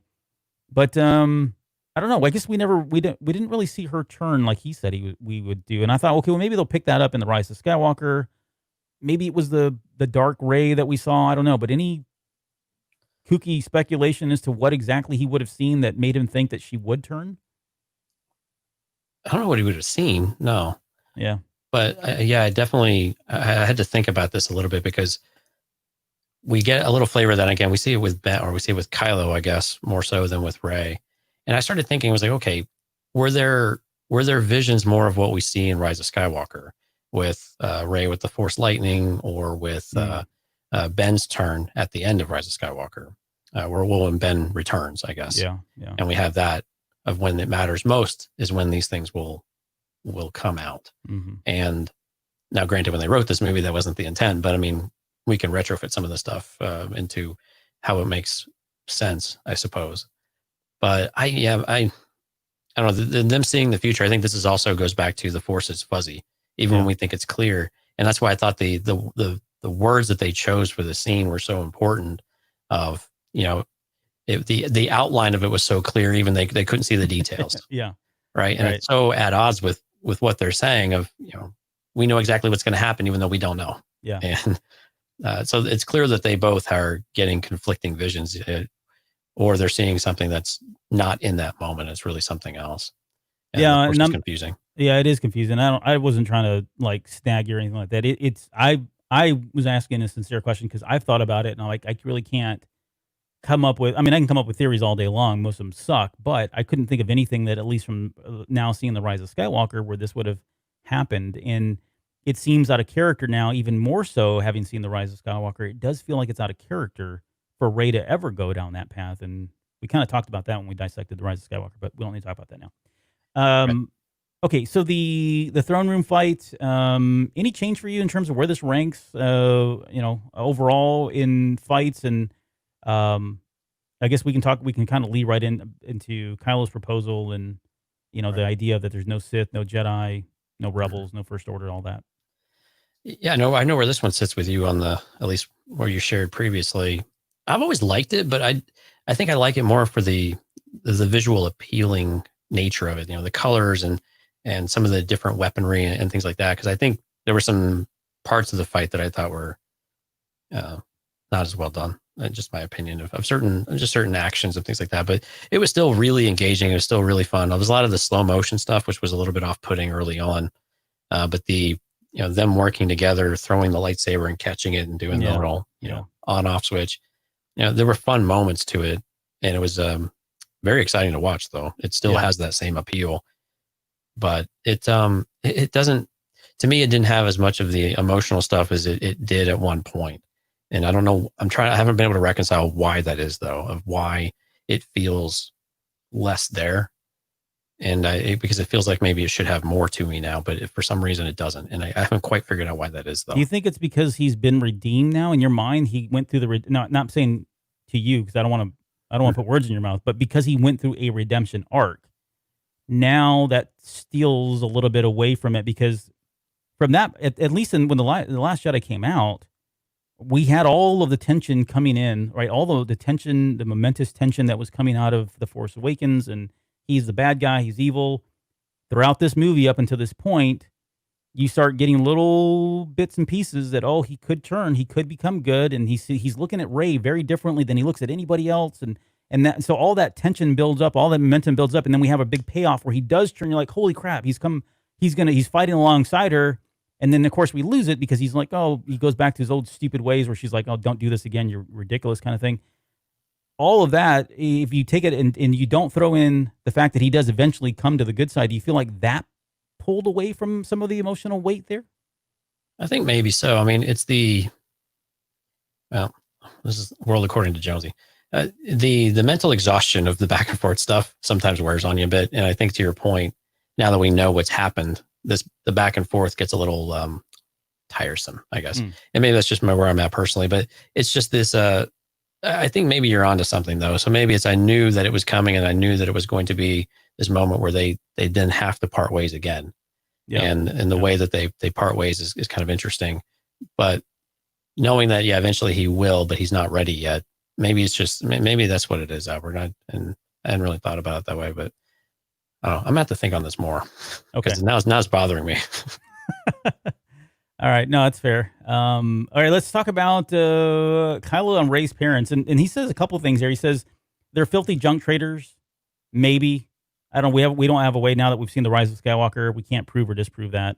My opinion, based on the way they cast the characters and the way they look, probably not filthy junk traders, but who knows, right? So that's a maybe. They were nobodies. I think that's true. I don't think they were, well, that's probably not true either.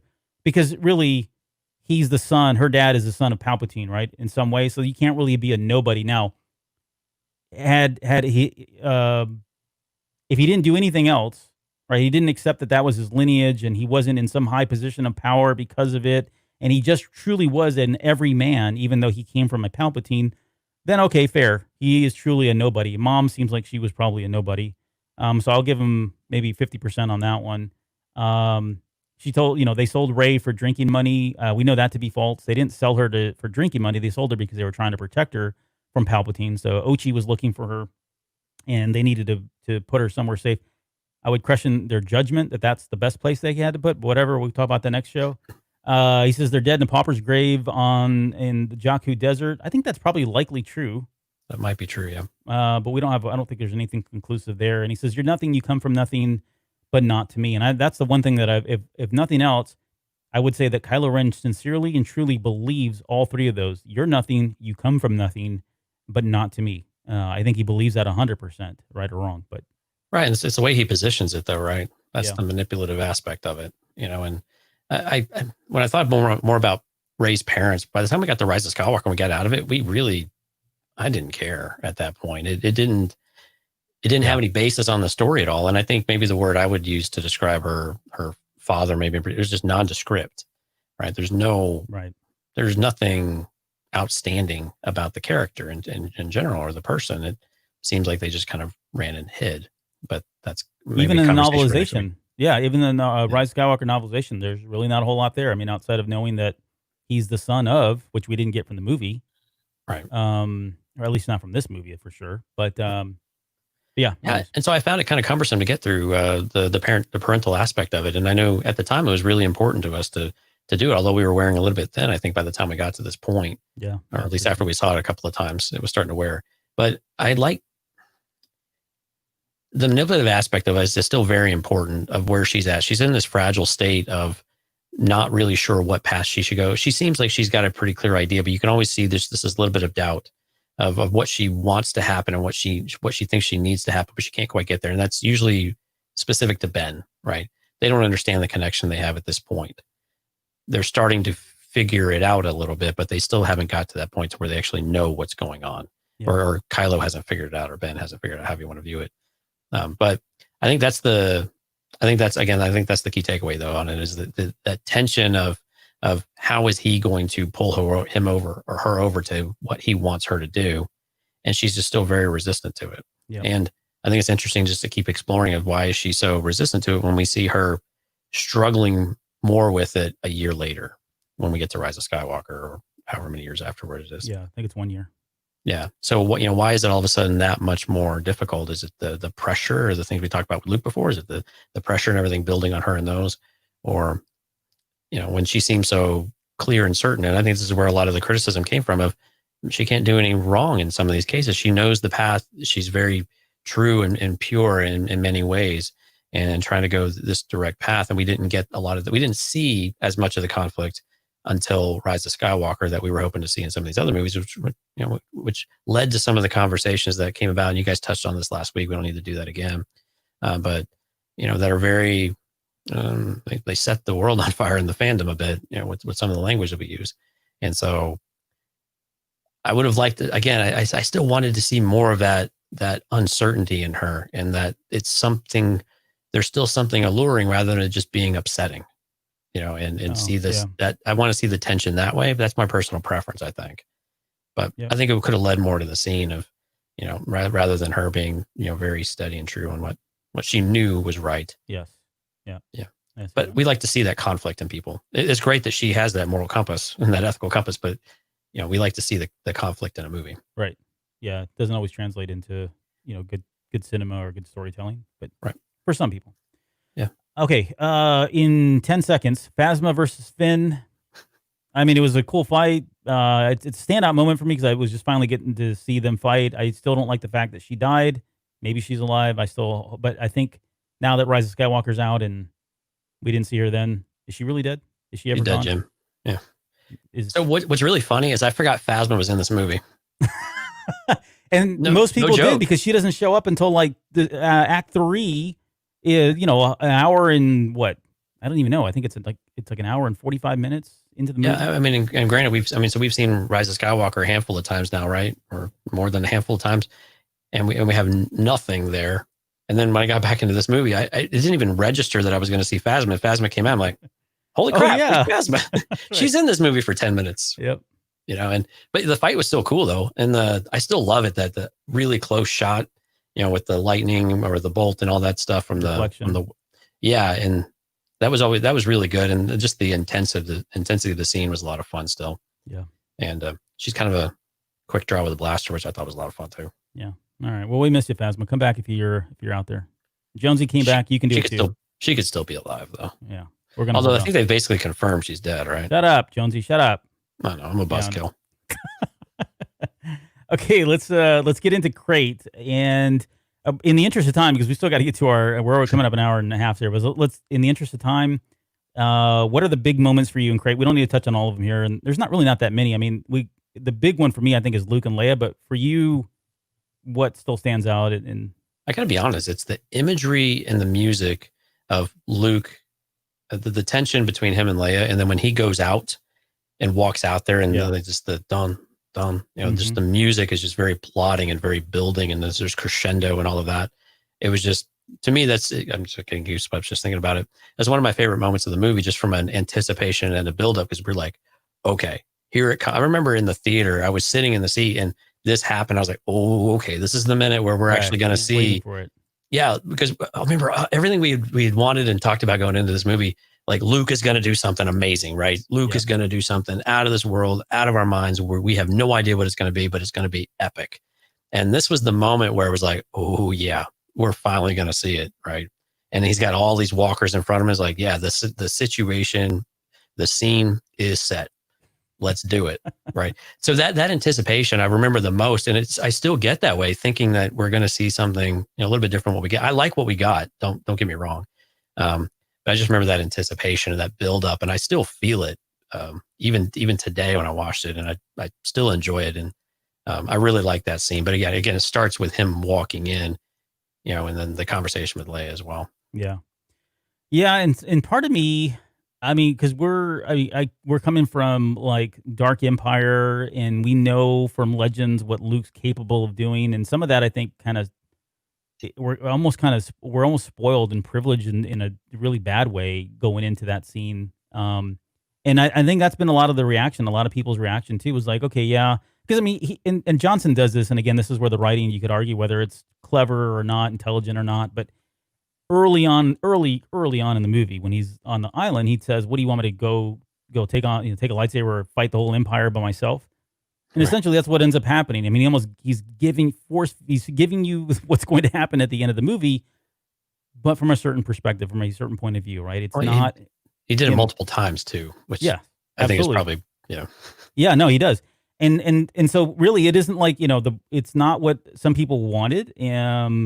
But it does make sense. And if you buy into the fact that he's got this ability to do what he did, then that it does make a lot more sense that is something that he would do. I mean, he probably wasn't in his prime. I mean, he's been out there on the island. He's probably rusty, and he's gained a lot of weight and eaten those fat fish and who knows what else, Mhm. right? But yeah, it's another level of mastery that we were seeing from Luke, and to your point, all of the scene is just again beautifully shot. I mean, I remember when we saw the trailer for Crate. No, it wasn't the trailer.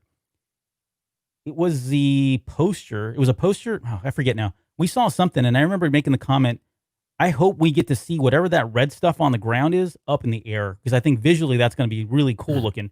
And we got it. And that whole speeder fight scene I think is really beautiful to watch, Yeah. especially when that one TIE fighter comes in and is just picking up. You can see it all just popping off the Mhm. ground that way. I mean, it's all great stuff that they did with that. But yeah, the big standout moments obviously are Luke and Leia reconnecting. I think that scene definitely has a different feel to it now that now that the Rise of Skywalker's out and we know more about Luke and Leia's relationship and what that was like, and Leia passing the way she did, and then how they were in constant contact in in the Rise of Skywalker novelization up until she dies. Right. He was coming to her and saying, "Hey, you ready? Let's go. I need you back. I need you over here." That kind of thing. Mm. All that certainly changes a little bit. It feels heavier now than it did before, which I think is great. And then obviously the fight between Kylo Ren and Luke Skywalker, excuse me, I think it's good. I think it's a smart fight, and I think it's the line of "See you around, kid," which is Oh, the only thing that I like that line a lot. Um, did we get a payoff though from that in the Rise of Skywalker? yeah, I think we did. With the comment about, I'll always be with you, just like your father. I Yeah, mean, that, him having Han, and we saw it with Snoke, with the speech that Snoke gave him too, that, he's been split in two because of Han, and now Han's this permanent imprint on him. And so yeah. I think from that respect, we did get that payoff, and we got to see it, verbatim, basically from what we saw with Force Awakens, but with the appropriate path taken instead of what he did previously. So I think we did see that. So And go ahead. no. If you got something, I'm going to go to the next scene, but go on. No, I was going to go to another scene because one of the things that was most fun is when the Falcon shows up Yeah, and Kylo's reaction. blow that ship. I mean, that was probably the best acting in the whole movie. But also, one of my favorite lines that I just smile every single time I see it is, Rey's on the guns and she just blew up and she goes, "Oh, I like this." Yeah. I laugh every single time. It's one of the greatest delivered lines, and just the glee in her face and everything is just perfect. And then of course that whole sequence, drawing everything off, is just perfect. Going through the planet with all the red crystals and all of the crazy flying, and the music, of course, is a callback to to the original trilogy, and it's just terrible fun. Yeah, the big Terrible. payoff for us, I think, too, if you remember when we were talking after the trailer came out and we were trying to speculate who's flying the Falcon, Mhm. we were really, we probably did a whole show on who was flying the Falcon at the Is time. Luke on the guns and all Yes, that? I mean, we were, oh, good. No, we were all over the place. But Mhm.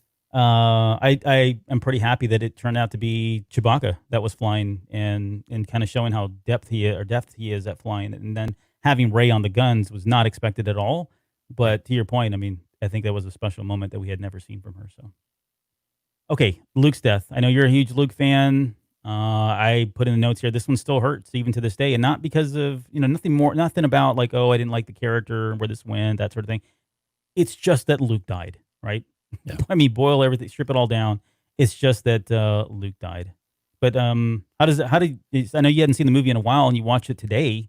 How did that scene go for you? Yeah, it still hurt. But I think some of it was, it still feels, and I don't know if I had this same perspective before, but premature, I guess, from where we wanted the character to go, and how we wanted him and Rey to finally evolve their relationship. I think those are the parts that we felt like we missed out on because of Mhm. the death. But overall, I mean, it was beautifully shot, of course, and of course he's seeing a binary son, which probably is him hallucinating a little bit. But I think the only thing that was a disconnect was he seemed like he was recovering okay, and then all of a sudden he's, bye bye, Bye. poor spirit. But it's still really sad because Luke was finally coming around, Right. and of course that's when you take your characters away from you. That's when it has the most impact and most meaning. So I think from that respect, it was exactly what they wanted. You finally got the character where you wanted. His redemption was kind of taking shape, and perhaps there, he served a purpose. A purpose for a getaway seems. We were hoping for something a little more glamorous, but at the same time, it did set up a way for us to keep the story moving and to get everyone where they need to be for the next movie. Yeah, it was not as I thought Luke Skywalker would go out ever, but Right. I don't think I really had an issue with it. It does, like I said, it hurts, but for no other reason other than that's just kind of my favorite character that kind of passes there. And then we're kind of wrapping up here as far as the ending goes. We speculated a lot about, Kylo and Rey kind of having that last glance with one another, and whether or not that was truly the end of the Force timing, if you will. And I think The now, relationship in general, or the relationship yeah. in general, yeah. I don't know. It doesn't feel like I'm trying to remember from the Rise of Skywalker novelization if they mentioned anything, but I don't recall them ever confirming or denying that they continued to have any kind of relationship. But I think I'm on the fence now. I think I'm not on the fence. I'm of the opinion that they did not still. It sounds like there was a gap of when they had interactions. Yeah, I agree with that. All right. And then lastly, before we get into our kind of moments, there's just three last things real quick. So the Poe and Rey meeting, not the relationship we thought it would be in the Rise of Skywalker at all. Actually, quite the contrary. We Right. thought they would hit it off really well, and it sounds like they're kind of at odds with one another and banging heads. Yeah, different perspectives and different ways that they approach things. Finn and Rose, certainly not the relationship we thought we were going to get by any stretch of the imagination. He gives her the cold shoulder. Puts her in the friend zone, a really bad friend zone at that.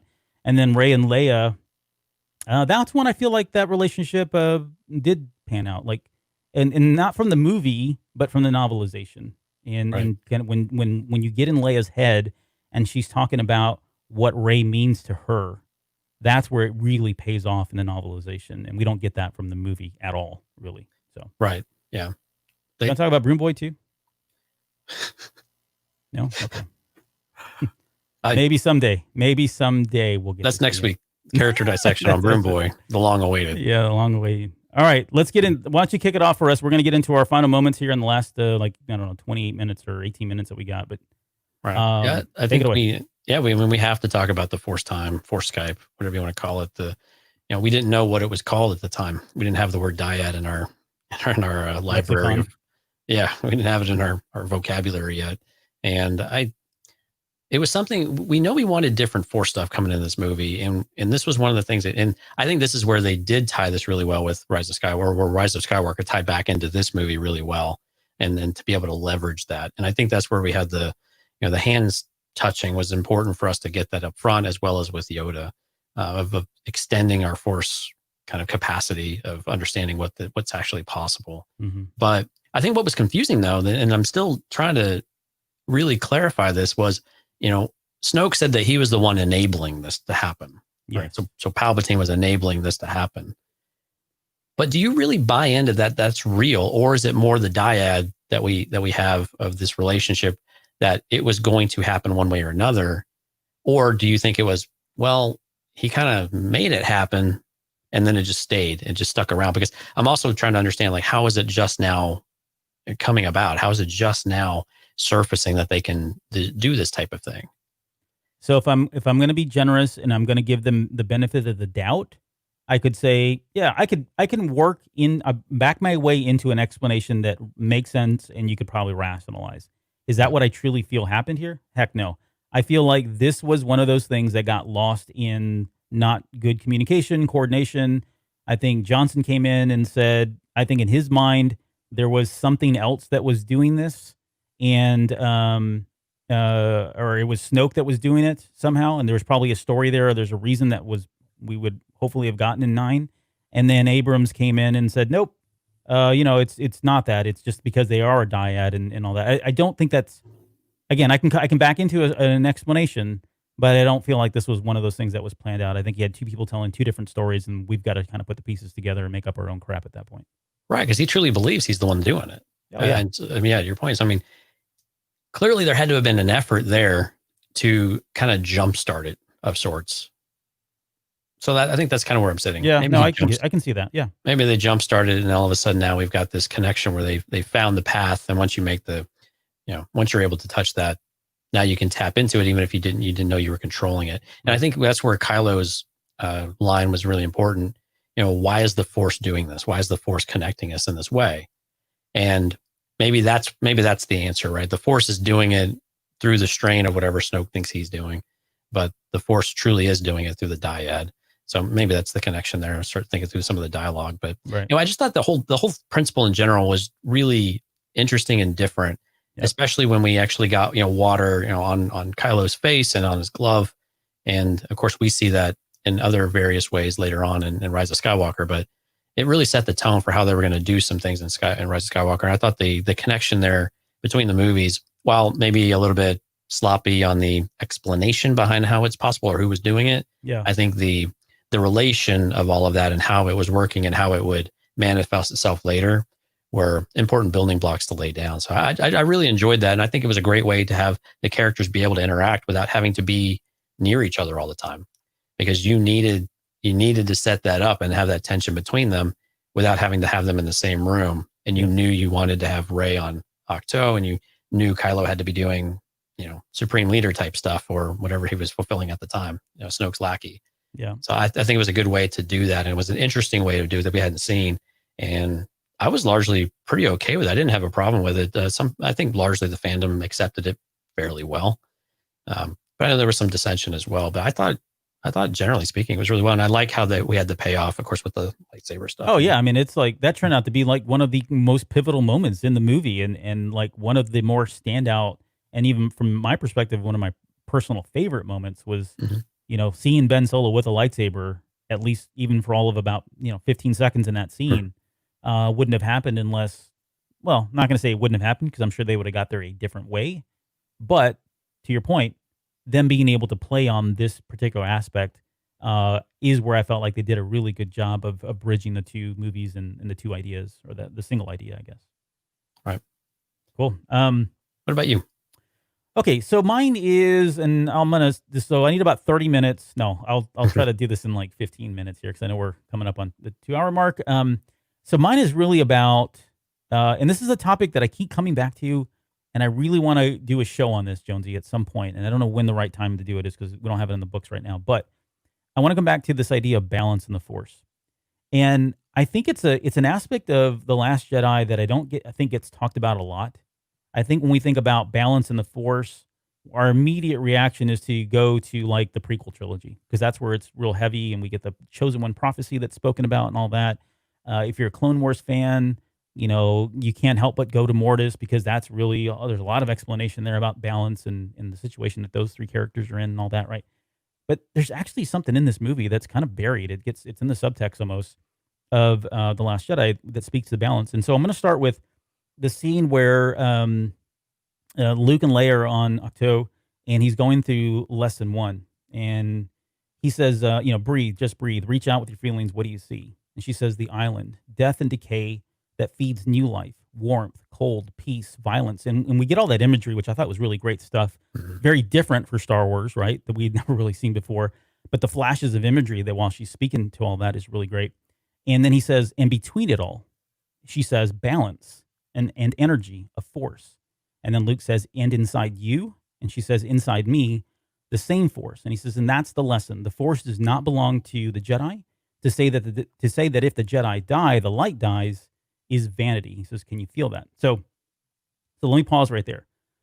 So he's essentially telling her that, at least from my perspective, that this really is that all of the good and the bad is truly about balance, and it's okay to have both in existence. And to some extent, I may contradict myself, so I'm just going to put this out there right now. I may contradict myself, because this is one of those things where I think, because we could turn this into a whole show, when we start talking about what does balance of the Force mean, and we talk about the Maker's definition, that him being George Lucas, I think it contradicts what we're seeing here. And there's other examples as well.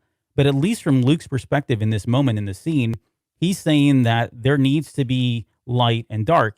And this is re-emphasized a little bit later, because she says, there was, later on, she says that when she starts to see the little hole, she says there's something else beneath the island, a place, a dark place.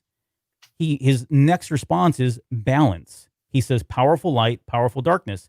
This shirt, right? Darkness rises and light to meet it, right? Everything constantly stays in balance.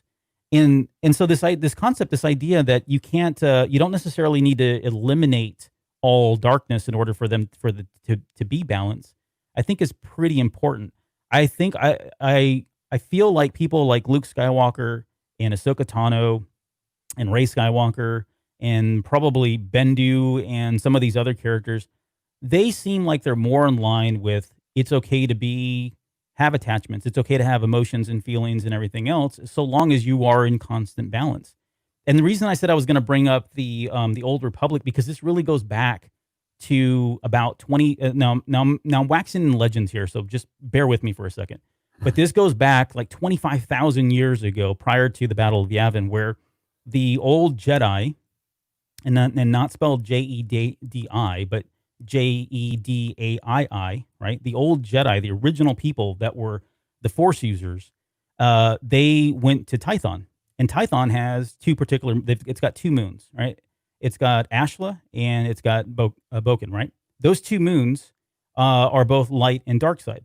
And the original Jedi really truly felt like they practiced and taught this idea of balance at all times. And so anytime anybody became out of balance, right, if you went too far to the right, too far to the left, they would then send you off to one of the moons. And the whole point of that, if you go to Bogan, that which was the dark side of the moon, or the dark side of, that would represent the dark side, it was so that you could reflect on the light side, because that's all you saw, right? The moon, the other moon, the across from you was Ashla, and vice versa. If you went too far to the light side, you would go to Ashla, and you would be forced to look at Bogan, and so that you would eventually reflect on, okay, I'm too far over here. This is where I need to be, become balanced again, and then you were allowed to come back to Tython, right? So the reason I'm saying all this is because it feels like in canon, at least from this and some of the characters that we've seen, like I've mentioned more recently in canon, it feels like they're kind of going back, like they're reverting back to this idea that it really is truly about light, or truly about balance.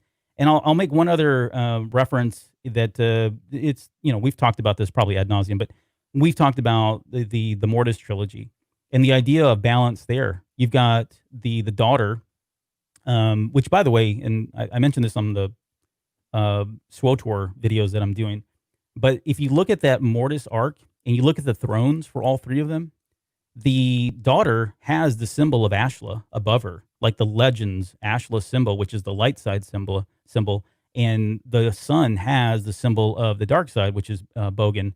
But anyways, so the point of that is, even there in canon, we have this concept that the father is there to keep them in check. And if for whatever reason, if things become unbalanced, bad things happen in the world. They pulled that right out of Legends. Like there was these things called force storms that would happen. So if suddenly a particular area of the population on Tython went too far to the right, these crazy force storms would come in and start. And so that's why it was not only just a philosophical thing or a theology-ish type thing or whatever, or a dogma thing. It was really more about, look, we can't allow people to go too far to the left or too far to the right, because if we don't stay in balance, physical things happen to us. We could all die because of these force storms that would start up. So all of this kind of pulls right back into the Chosen One prophecy. And I think there's a lot more discussion and dialogue that we can have around what does it mean to be in balance. And I just want to kind of reiterate, if you haven't had a chance to read Master and Apprentice, that is where we've gotten, I guess, the most recent, most clarifying explanation of what the Chosen One prophecy is. And just to kind of to spell it out here, it says, "A chosen one shall come, born of no father, and through him will ultimate balance in the Force be restored." Had they not put the word ultimate balance in there, I think I would have been fine with this and feel like this really does uphold my theory or my belief as it is today. But they put ultimate balance, and it's like, okay, so what are they talking about now? Is it really truly that light there, the Sith can no longer exist? Is it true that the Jedi can't exist? Is it okay to have light and dark side? I think from the Jedi's perspective, the Sith, even though the Jedi exist, they're not a negative force. But once the Sith come into play, it throws things off balance because of the level of destruction, right? I think from their perspective, you can't do a lot of harm with a lot of good, but you can certainly do a lot of harm with a lot of bad, right? And I think that's how they at the end of the day they justify that the balance truly, excuse me, and how George Lucas validates that balance only exists when the Sith are no longer present, and that's what gets us into the original trilogy and all that. Okay, so I know I've went on for a long time there, but it really was about this line in here about balance, and that Luke Skywalker in this scene in The Last Jedi was acknowledging that things do need to be in balance, that we do need to have light, we do need to have dark. I think Rey believes that. I think Ahsoka Tano believes that. My guess is Ezra believes that, given the story, what he went through as a character. Maybe we'll find out later down the road. But anyways, that's all I got. Well, hold on. Do you really think Rey believes that? I do. I mean, she sees it in that moment, but what evidence do we have where she actually believes that, though? Well, I think the physical evidence that we have, again, and this is speculation on my part, but the physical evidence we have is she was only able to become much more powerful in her fighting techniques when she was angry. So you look at The Force Awakens, you look at The Last Jedi, especially in The Rise of Skywalker, when she tapped into that negative energy, she became much more powerful, one. Two, she was able to use Force Lightning, which again, if we go by canon and we go by what we know, that is only a trait or an ability that somebody has that's able to tap into the dark side, being able to, channel that negative energy, channel the dark side itself, right? Otherwise, you can't do that. And I think that's what was so surprising in The Rise of Skywalker. So I think she sees the benefits of doing it. I'm theorizing that at some point she does figure out that, okay, I don't want to be the Jedi. I know that was what I felt like the last, year and a half, 2 years or whatever. But I know I've already seen the opposite side and know what I'm capable of because of my lineage and where I came from. I think the safest thing for me to do is figure out how to walk the middle of this so I don't go too far that way because I know the lesson of the hubris and what Skywalker taught me. And I don't want to go too far that way because that's, where my grandfather is. I need to go down the middle and figure out how to make this work. And I think that's what she uses to lay the foundation for the new order and what they ultimately will become. Yeah. And I guess I don't see that last part of how she's going to use something from the dark side. I don't know that it's suggested. I'm having a hard time seeing where it's suggested, I guess, in that respect.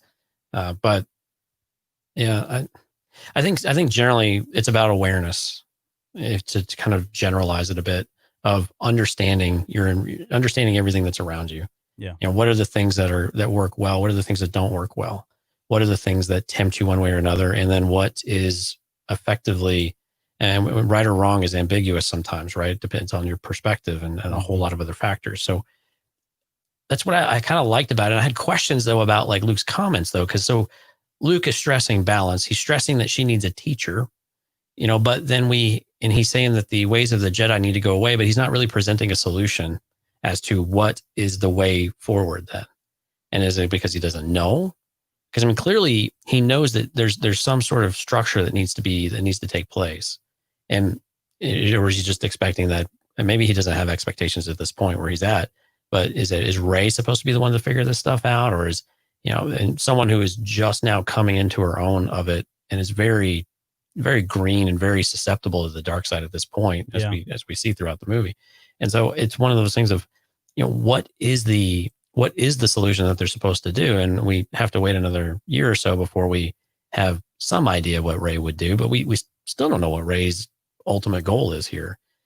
Is it to bring the Jedi back? Because it seems like the Jedi are a thing again of sorts, right? And I agree. I think that I'm all the Jedi. Yeah. Right. So she is a Jedi, right? Just like Luke was at the end of Return of the Jedi. And or is it just an evolution of what the Jedi should be? Well, and I think that's it. We'll talk. I mean, I don't want to cut you off. I didn't mean to cut you off, but we will talk about that because I think that's, if nothing else, from The Rise of Skywalker, that is one of the big things that I think we to this day talk about, think about, speculate about, is what does the Jedi look like? And a lot of that I think is coming from these three movies. I think we can pull a lot from there.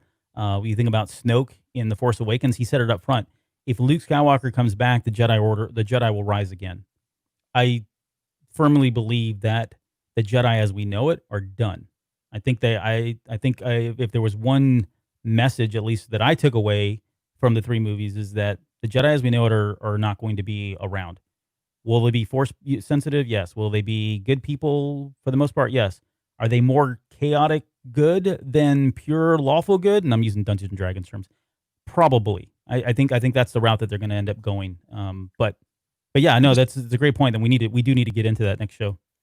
Yeah, that's a lot of Rise of Skywalker conversation. But I think the where I keep coming back to though is Rey understand. I remember back our very first show was about the Force, and we talked about the cosmic Force. Mm-hmm. And I think this is kind of where I see this tying in. It's very circular in reference. Everything ties together. You need one for the other for the next to exist, and one has to end before the next one can begin. And it's very circular and very cyclical. Yeah, and that's how I view this. And we saw the symbolism in the temple, right, with the seal on the ground and the water dripping on it. Of course, a lot of speculation of who is that? Is that Snoke or whomever? But that was that turned out to be the Prime Jedi, right. Which I have in my notes, but I was trying to cut it out.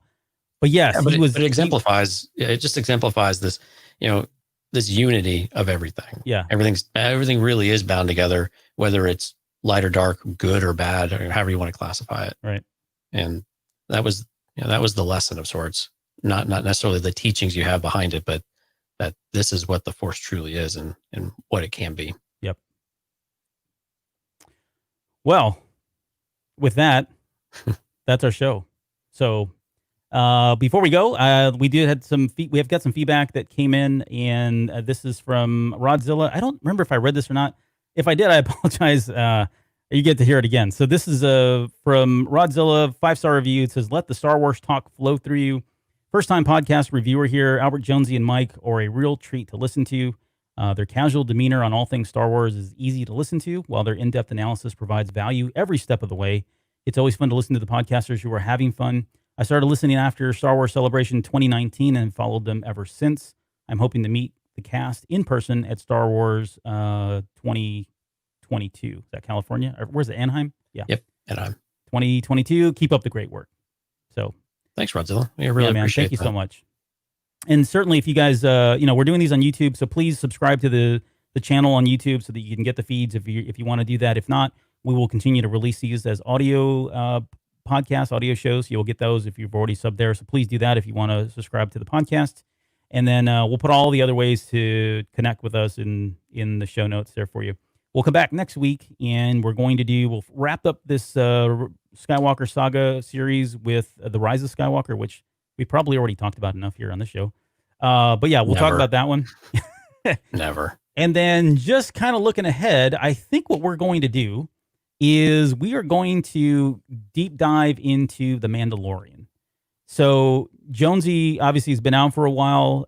Mike had the Mando Monday show going on there, but it was a shorter show.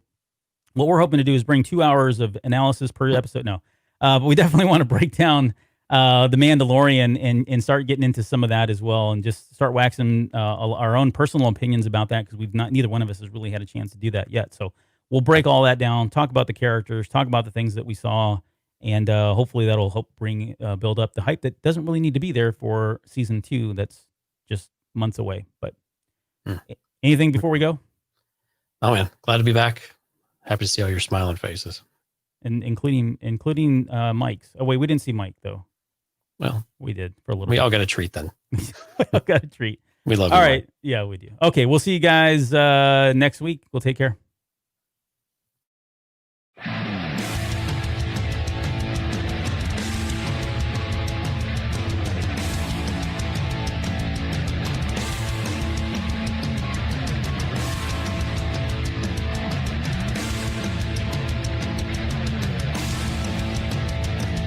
You're still listening? Wow, that's amazing. Well, I'm here to give you the disclaimer.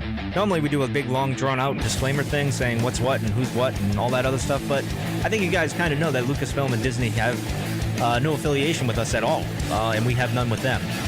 We talk about Star Wars, which is their property, and all that other good, fun stuff, but I think you can tell which is our stuff and which is their stuff. If you can't, well, then send a lawyer to send an email to me, and I'll be glad to chat with them. Other than that, you know what's what, so that's your disclaimer.